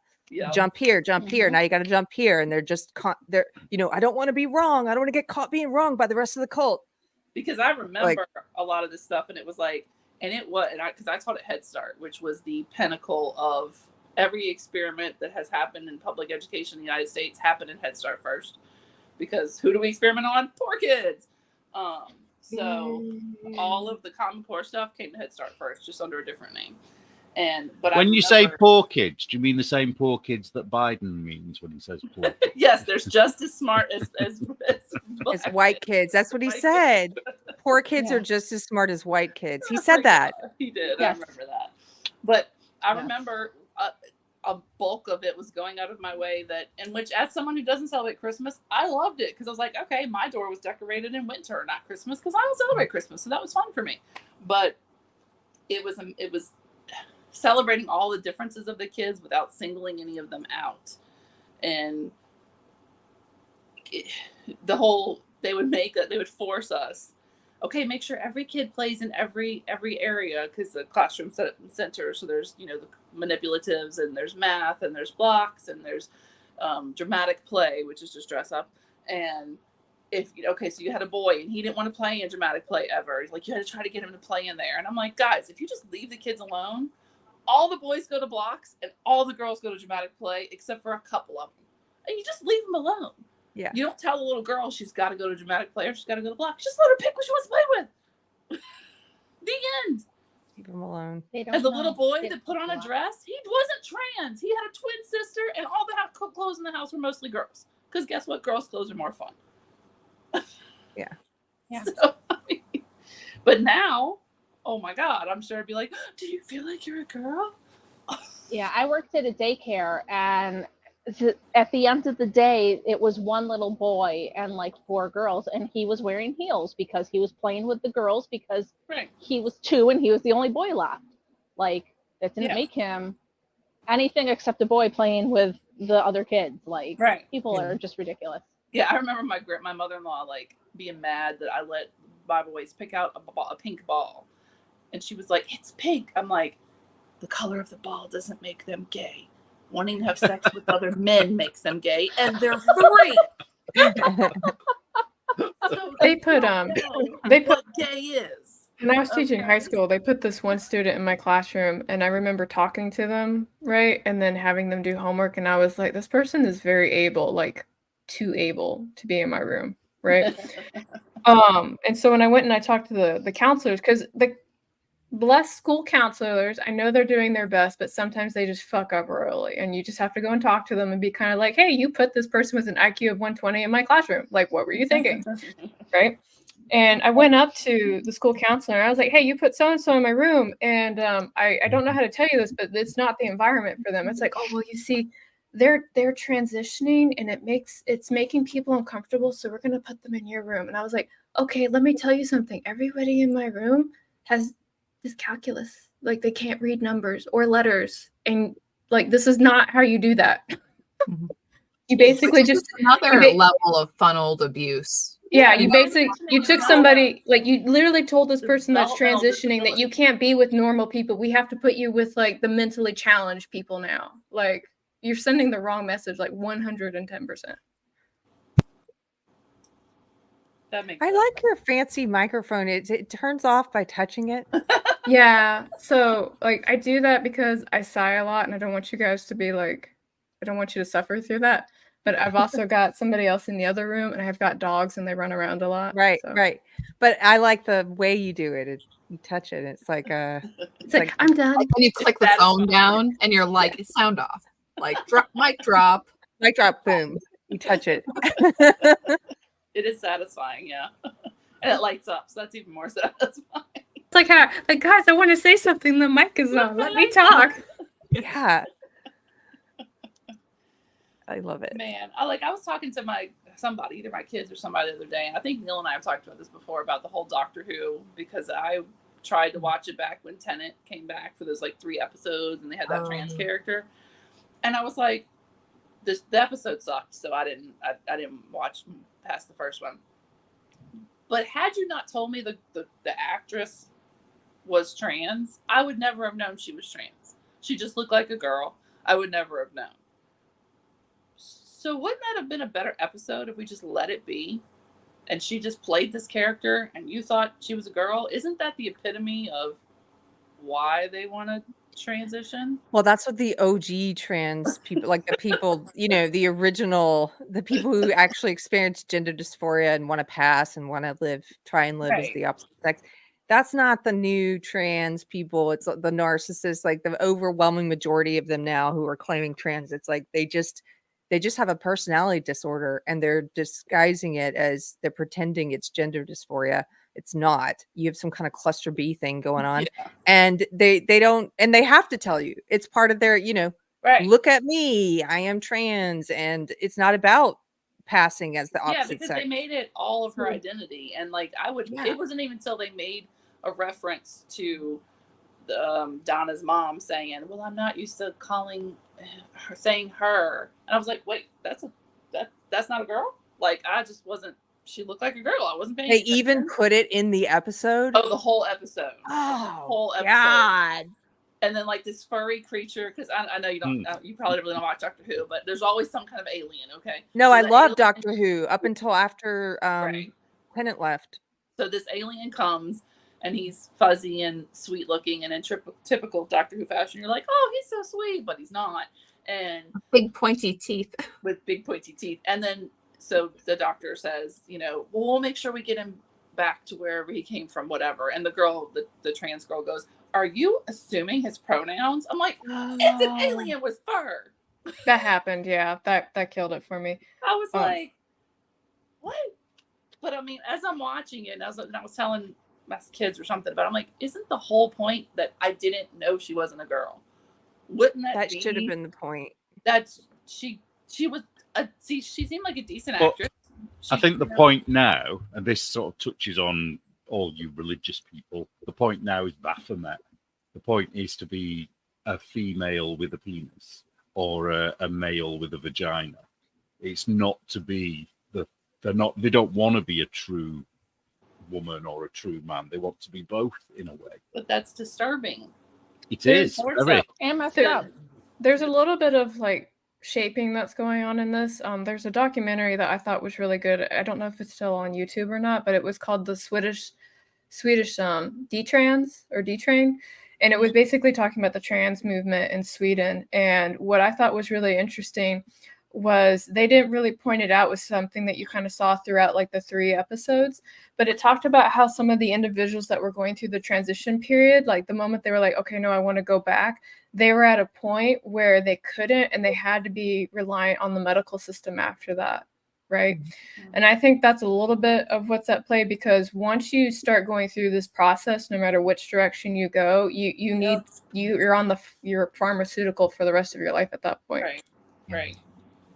It's a customer for life for sure, but even with the puberty blockers, oh, it's okay, it's fine. Even if you just think maybe kind of you might be the opposite gender, then you should take puberty blockers. And besides, sterilizing kids, not cool. Bone density, just muscle, just all of these functions are messed up forever. Just curious. Yeah, I was gonna say, they even, like, one of the people that they had in there was a woman that went male, and then when they were like, I made a mistake, and they tried to go back because of like how much like they had altered themselves, they kind of still looked like a woman, but their voice was like deep and male. So when they were trying to talk to people in public, it had like a really jarring reaction on encounters and stuff like that. And she ended up saying, like, I just feel like a freaking alien, and nobody wants to be with me now. That's a shame. Which is sad. To your point about Baphomet, Neil, I think it's this at the heart of it, there is an anger at God. Of course, I would view it that way because of my belief system. I'm a Christian. But I view it as like a war against nature. That's the way my pastors described it. It's not just that it's a cultural war, which it is. It's not just that it's a spiritual war, which I think it is, but an ideological war, which it is, but it's also a war against reality, a war against nature. And I think that's you can see that illustrated mostly like more in the people who choose these genders, not genders, but they choose the surgeries that include like both, which which is what you're talking about. And there are some of these now where they're going in and saying, we saw this in the leaked WPATH files, where there's no standard here. The doctors are basically experimenting and saying, well, I might try this or I might try that. Except normally with medical experimentation, you are informed that it's an experiment, you sign off on it. Usually you have some kind of life-threatening condition, like, cancer trials, you might take an experimental drug. They're not treating it like that. They're treating it like it's some kind of settled science, but they're experimenting. And so in the WPATH files, you were seeing people, the doctor saying, well, I had one patient who, I don't want to have, my nipples put back, or I don't want to have this, or I want to have this thing and this thing. I'm trying to keep it. I don't want to get your video taken down, but the point is they're not even choosing to say, hey, I want to try and have a surgery to make me look like the opposite sex. They're saying, I want to look like something new and different, which I think on a philosophical level is like, you're fighting against nature. Like you're trying to say, I'm at war with nature and I'm gonna win, but you're not. Which like kind of brings us back to the beginning where we're talking about gay animals. Yeah. You're not gonna win. At the end of the day, I saw a meme that was like, look, you can say whatever you want. You can say you're a woman or try and present as a woman. Okay. But you're still gonna have to get that prostate exam at 40, dude. Like you just like reality is gonna come knocking. Yeah. That's something Birdie Rowe should do. Only men get prostate cancer. Yeah. Only women get cervical cancer. I had there's no other people get it. There's a whole chapter about learning about gender identity in this. So I had to turn to that because now this thing was written in 1989 with updates all the way up to 2001, and I graduated in 2003. So, this was extremely progressive for the time. I remember it being like, whoa, that's a little, because we were progressive and when we didn't make up fake names for genitalia. You taught your kids the proper names for body parts because, and I still remember to this day the story of a little girl that called her private parts frogs, and when she said her uncle was playing with her frogs, nobody caught on that she was being abused. So we used proper language. But I mean, it's like expanding children's understanding of gender, anatomy, and gender identity, which I'm fine with that. Children need to know what their body parts are and what they're for. And it's read What is a Girl, What is a Boy from 1976. Can you imagine a teacher pulling out a book now in preschool? What is a boy? What is a girl? Both. I mean, it's a legitimate question now. Let's be excellent honest. photographs of children's bodies. Think about that. This book has pictures of children's bodies. I hope they're not naked. Like, that's all I can say. I was gonna say, Keri, there's I know it's gonna sound weird to recommend this book to you, but Silence of the Lambs, the book, there's a chapter where they actually talk about like the public perception of people that were transitioning, and there's like when they're actually talking about the suspect, they're talking about what they were like at that time. So I guess if we're looking for like a kind of almost entertaining timestamp, that would be a really good one. I remember someone telling me about this once. It may have been you or was it someone else? Me talking about creepy books. How unusual. Talking about this. Listen to this. Preschoolers are not yet sure if they will remain the same gender as they grow. This is a normal question for preschoolers. A normal development because they don't understand sex. So the boy asks, teacher will always be a boy, and explains what you do with that and how do you answer them. And it says, the kid's asking different questions. Well, because would my teeth fall out? Is my penis going to fall off? Oh, these are questions preschoolers ask. This is totally normal. And the teacher says, well, you are still a girl. And this is about a girl now. It says, you will be a girl no matter what you like to do. Your body makes you a girl, not how you play, because the girl was playing with blocks. I know you like to play rough, and that's fine. So let's, and they talk about it. Constructing gender consistency is an important part of developing a clear sexual identity. Otherwise, preschoolers can think that play preferences can change their gender. This is so heretical to the but current now, woke. Yeah. Wow. Because some people don't realize there's an age between roughly 2 and 4 where kids go through this spurt of, it's not actually sexual development, but they really explore things. And so you had to learn how to talk about that. You know, like it was not unusual that children were doing certain self-soothing activities to go to sleep at nap time. That's That we don't do in public. That we don't do in public, and that normally adults do for reasons, but they didn't. That was just part of their discovering their body, and it's a normal stage of development. I'm just trying to say it so you don't get in trouble. Yeah, no, I know what you're saying. I got you. I think I already got this channel in trouble today. So sorry. I'm sorry, DK and Anne. And haters, don't be blaming me for this one. I had nothing to do with this one. But I You were tried here, to very sleepy. I tried to find the updated version of this book on the it's the National Association for Education of Young Children. Like I had the updated this. When I was trying to find the update of this, it doesn't exist. Why? I don't know. What's it called? What's the name of the book? This is the anti-bias curriculum. And that's the one that doesn't exist anymore? I haven't found an updated one because we all use the developmentally appropriate practice. This is everything that tells you how to be an early childhood educator. I will say that in the education program, every class you go through in the first week, the first thing that they do is make you identify what your biases are and how it's going to impact you as an educator. So maybe they put this in this because this is a whole lot bigger than it used to be. Yeah, no, it was like a whole. I remember one class, like this lady was really about trying to make me feel guilty as a white person because she was like, "Well, you've had privileges that other people in this room haven't had," and I was like, "I've literally been homeless in a tent. Like, tell me how I got off better." Like, I've had that conversation with people. Yes.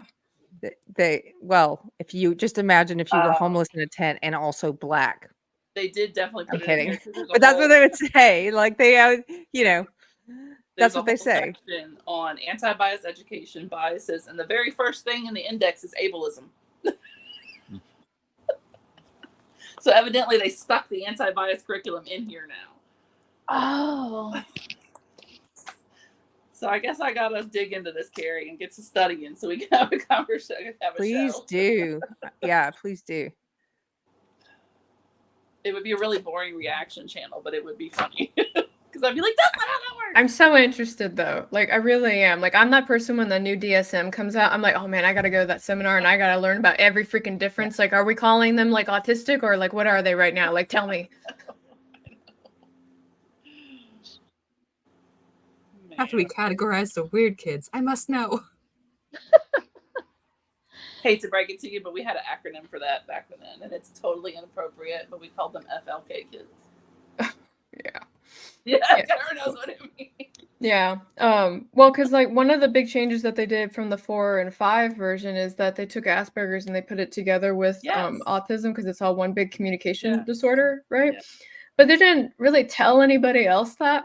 No. So when I was going through and I was assisting with diagnosis and stuff, I was like, okay, so you're on, stage 1 autism. And the mothers would be like, no, Asperger's. I was like, Asperger's doesn't exist. It's gone. Yeah. And they would get like really upset because like for them, like it was like a step down. Like we've downgraded your child. No longer Asperger's, only autism. Mm-hmm. Which I really didn't understand why they changed that because there was some significant differences, I think it was because they all had to do with can't understand social situations, struggle with facial recognition, tone deaf, things like that. And like the further you moved into autism was like where like it became a lot more limited to the point where they were just kind of like rocking in a room, right? And I guess they just decided that because when you were doing the diagnosis, because the line was so close together, they were like, this is just a pain in the ass. Let's just put them both together. Yeah. Unless I could see it there if there were kids not getting services because of Asperger's versus autism. I can see that, but I know Asperger's. I've met more people who like self-diagnose and claim Asperger's when they're just assholes. But like it's sort of like I'm not saying it doesn't exist. I'm saying I have met some people who I'm kind of like you just came up with that to hide being a jerk. But it's cool to have a disorder now. People are just kind of like, oh no, I'm not weird or I'm not fucked up. I don't have my life together. I have a disorder, right? Right. Like they'll have a flag soon. They'll have their own flag. In the comments, Kat the Aspie says that you can't be an Aspie anymore because Hans Asperger was linked to Nazis. That's right. So you're just autistic because autistic is the new identity. So Yeah. She was kind of giving us some of that info Yeah. a little bit earlier. Kat, That- I want to ask her, since we have Kat that asked me in the chat, how does she feel about people who self-diagnose Asperger's who are just jerks? Have you met those people? I have. I met Okay. a mother. No, well, I mean, I still want Kat to answer the question because I saw it from an educator standpoint and it pissed me the fuck off. But like, there was a kid that they wanted to diagnose for special needs, and like, it was one of those things where it was just like, he doesn't have special needs. He just needs to come to school, right? Like his attendance rate, he was missing like 40% of school, and we're only in like the second semester, right? So he's not behind or not understanding because he's got a disorder. He's just not there to learn the material, right? Right. So, and when I was originally talking to the parent unit, they were just kind of like, oh, you know, he just has a hard time getting to school. I was like, is he missing the bus? And it's like, no, he just has a hard time waking up. So I had to look it up.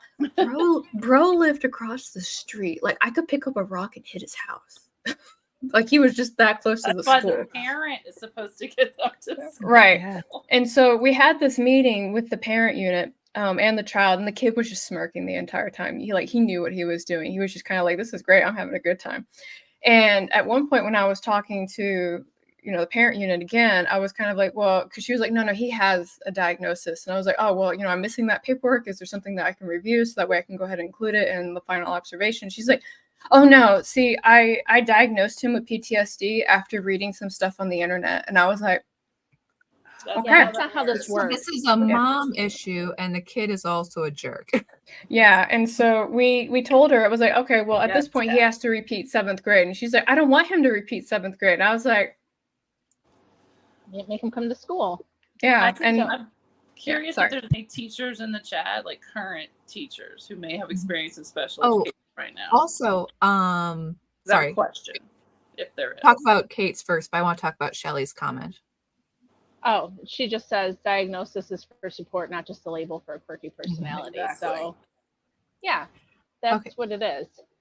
No, I wanted to say, okay, so the thing is that I don't know that Elvis Presley can necessarily cure autism, but you can get good patterns of behavior for autism. You can be better at mimicry, basically. But also, I think another big issue that we have as a society, this is my soapbox, is that right now, if you're like, oh no, I have ADHD or I have autism, I'm really awkward in social situations and I can't keep my house clean. People hand you a book that says, wow, you have ADHD and autism. You're awkward in social situations and you can't keep your house clean. They don't say, hey, this is Emily Post's book on etiquette.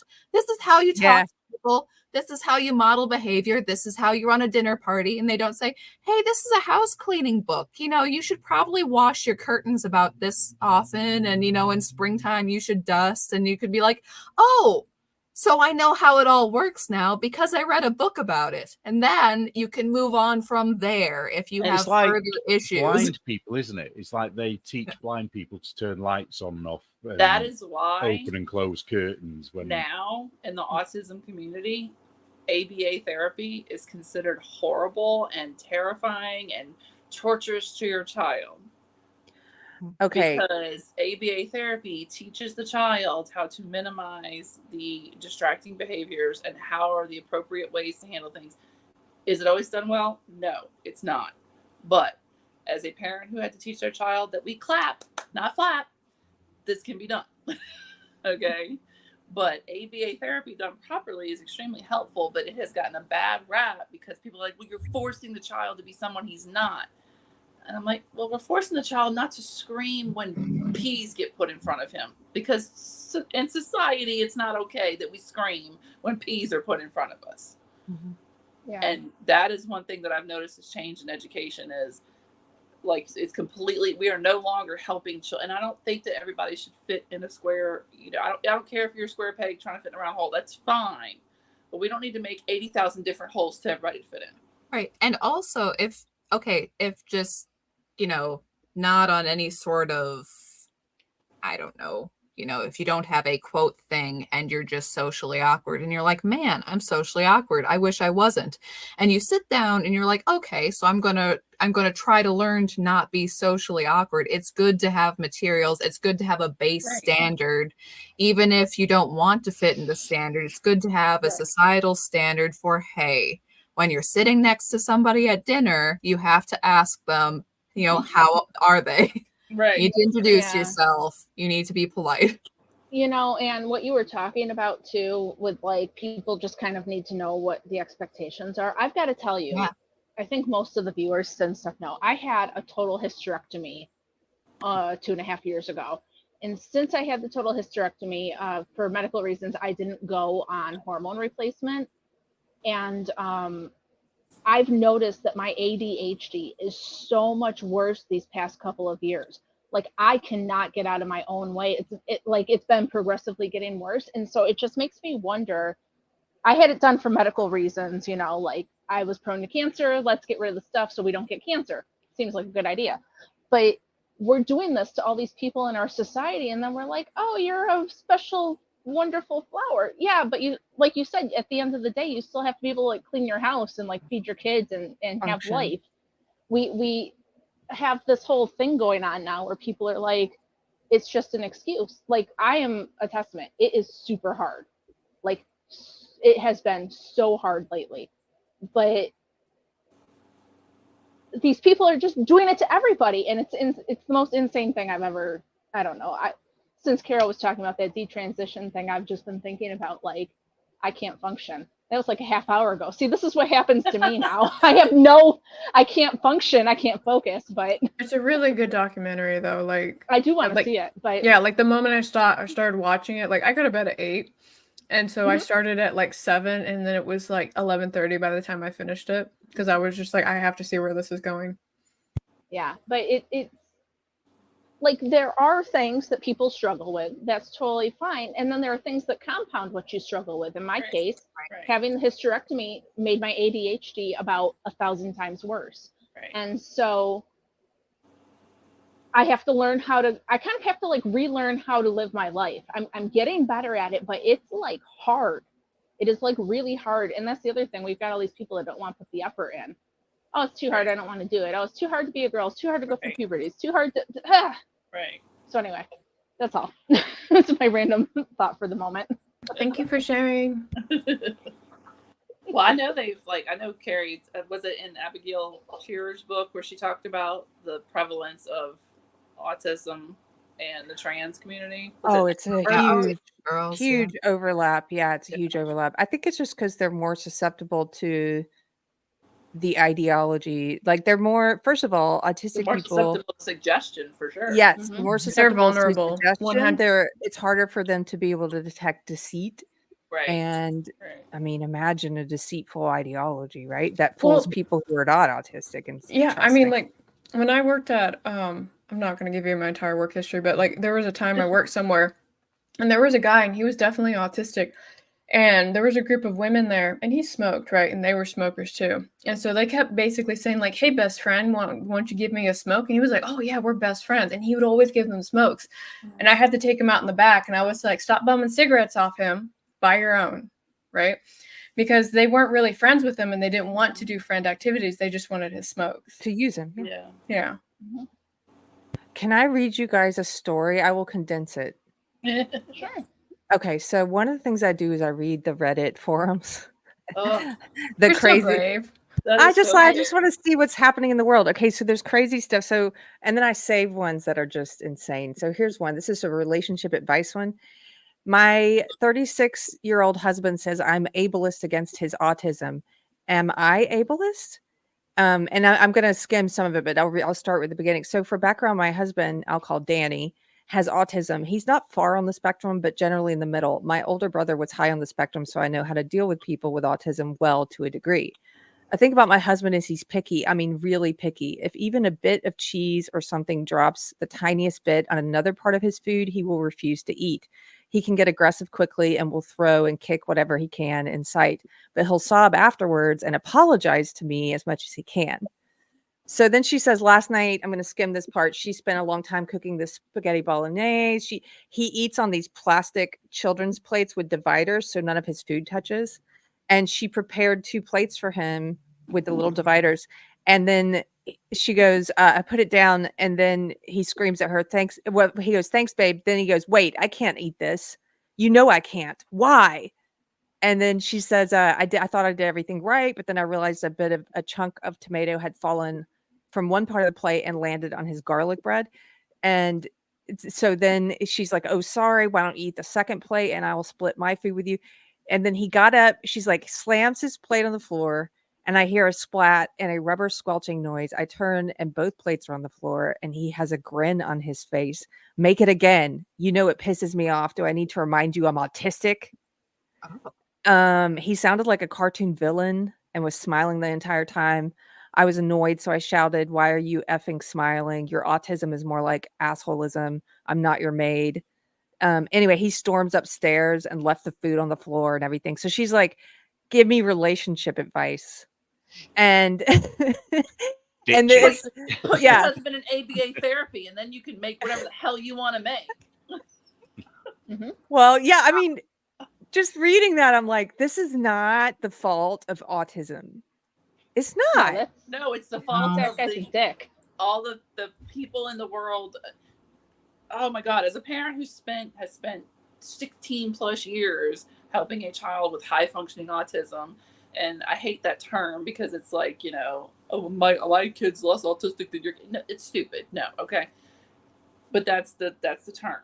But we still had to battle all the food, all the social things, all the things that are harder for him. But I made the mistake as a young parent of not focusing on some of the things because I was trying to focus on language and emotion and stuff like that. And I let go some of the things about food and hygiene and this and that. So then I had to go back and I had to go fix those things. And it took years of hard work to make him understand what's appropriate. And now nobody has any clue whatsoever that he has autism because we busted our ass for years to make sure that he does. I mean, Keri, you met my kids. You would have never you would have no idea. No idea, because we busted our ass to make sure he learned how to cope with those things. And yes, when you're in home, that's your safe place. Because I always had parents that are like, why is my kid such a jerk when they come home? And I'm like, because they held it together all day long at school, and you are the safe place. It's good if your kid falls apart when they come home because you're the safe place. They're supposed to fall apart when they come home. And if they don't fall apart, they fall apart at school, that means home's not safe. But that is a human being that multiple other human beings have failed. Yeah, I was about to say that sounds like autism and ODD that wasn't treated appropriately. Yes. Yeah. Here, Kat Lasby says using your diagnosis as an excuse for bad behavior is very manipulative, but quite common in adults with autism. Absolutely. So. And that's they like to win. They like to be on top. And I don't mean to demean that because there are plenty of diagnoses and plenty of difficulties that they are never going to overcome. But like, I have a friend whose child is severely autistic, but she fights tooth and nail for every single solitary victory that he gets. Every single, I mean, it could be as simple as we finally got him to brush his teeth and he's, you know, on his own and he's 16. That's an incredible victory for him. And I'm just making that up. I don't really actually know, but I'm just saying that as a sample victory. But imagine if she did it and she just let him be like that guy and just, you know. Yeah. And this child's actually like nonverbal and he's not going to live on his own. He's not going to take care of himself.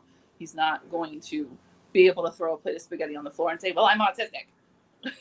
Right. Like, and if you don't deal with my abusive behavior, you're ableist. Right. Like that is so incredibly privileged. Yeah, that's nonsense. I lost my mind when that time blindness article came out, because when I was working with my kids, like teaching them how to work with like their ADHD, like that's really what you're working on, right? And so like this one girl that was basically telling her workplace that it should be okay for her to be late for work and miss deadlines and everything because she has time blindness. Like it like angered me so much because I would spend like months with these kids just getting them to turn stuff in time. And she's like, I just can't. Yeah. That angered me because I do have time blindness, and I No do, but and the answer is not to coddle me and cater to No, me. it's not. You remind her, No. Keri, you're supposed to be. Dude, I have it bad. It's hard. Like the only time, like if we need to be somewhere, we're on time. But other than that, my kids will be like, "Hey, can you help me make a sandwich?" And I'll be like, "Sure, I'll be there in a minute." And like half an hour later, they'll be like, "Hey, did you forget?" And I'm like, "Yes, I sure did. Just totally had no idea how much time went by."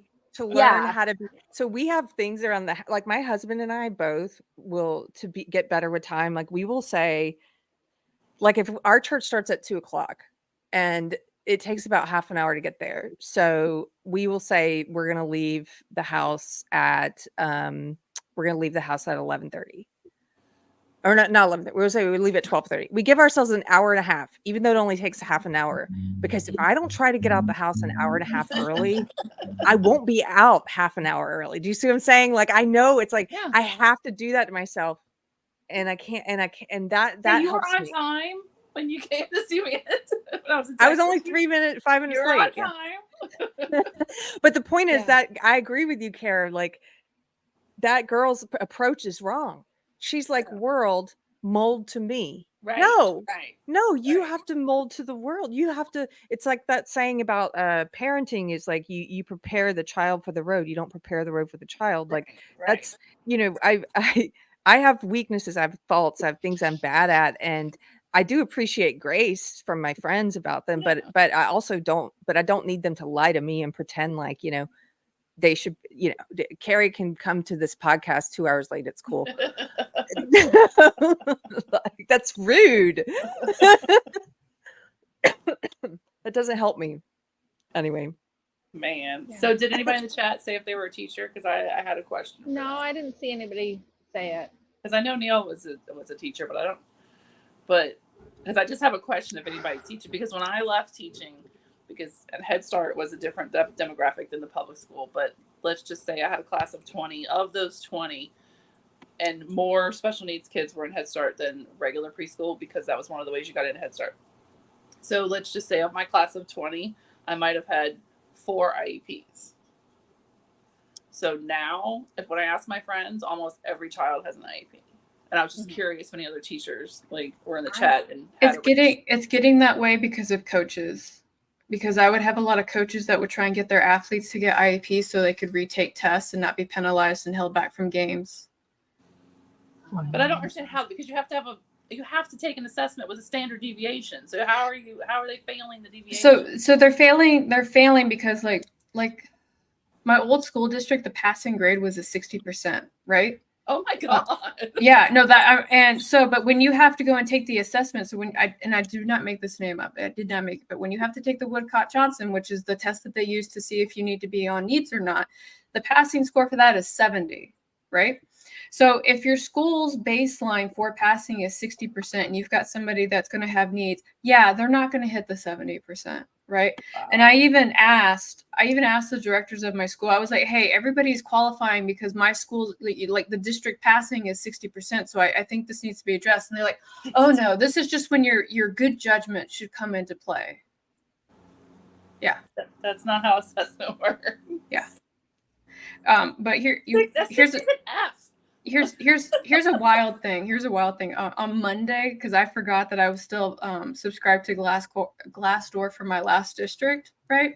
I got an email with kind of like, hey, there's a new review for your school district. And I was like, oh man, like I haven't looked at that forever. The review was, you are disposable.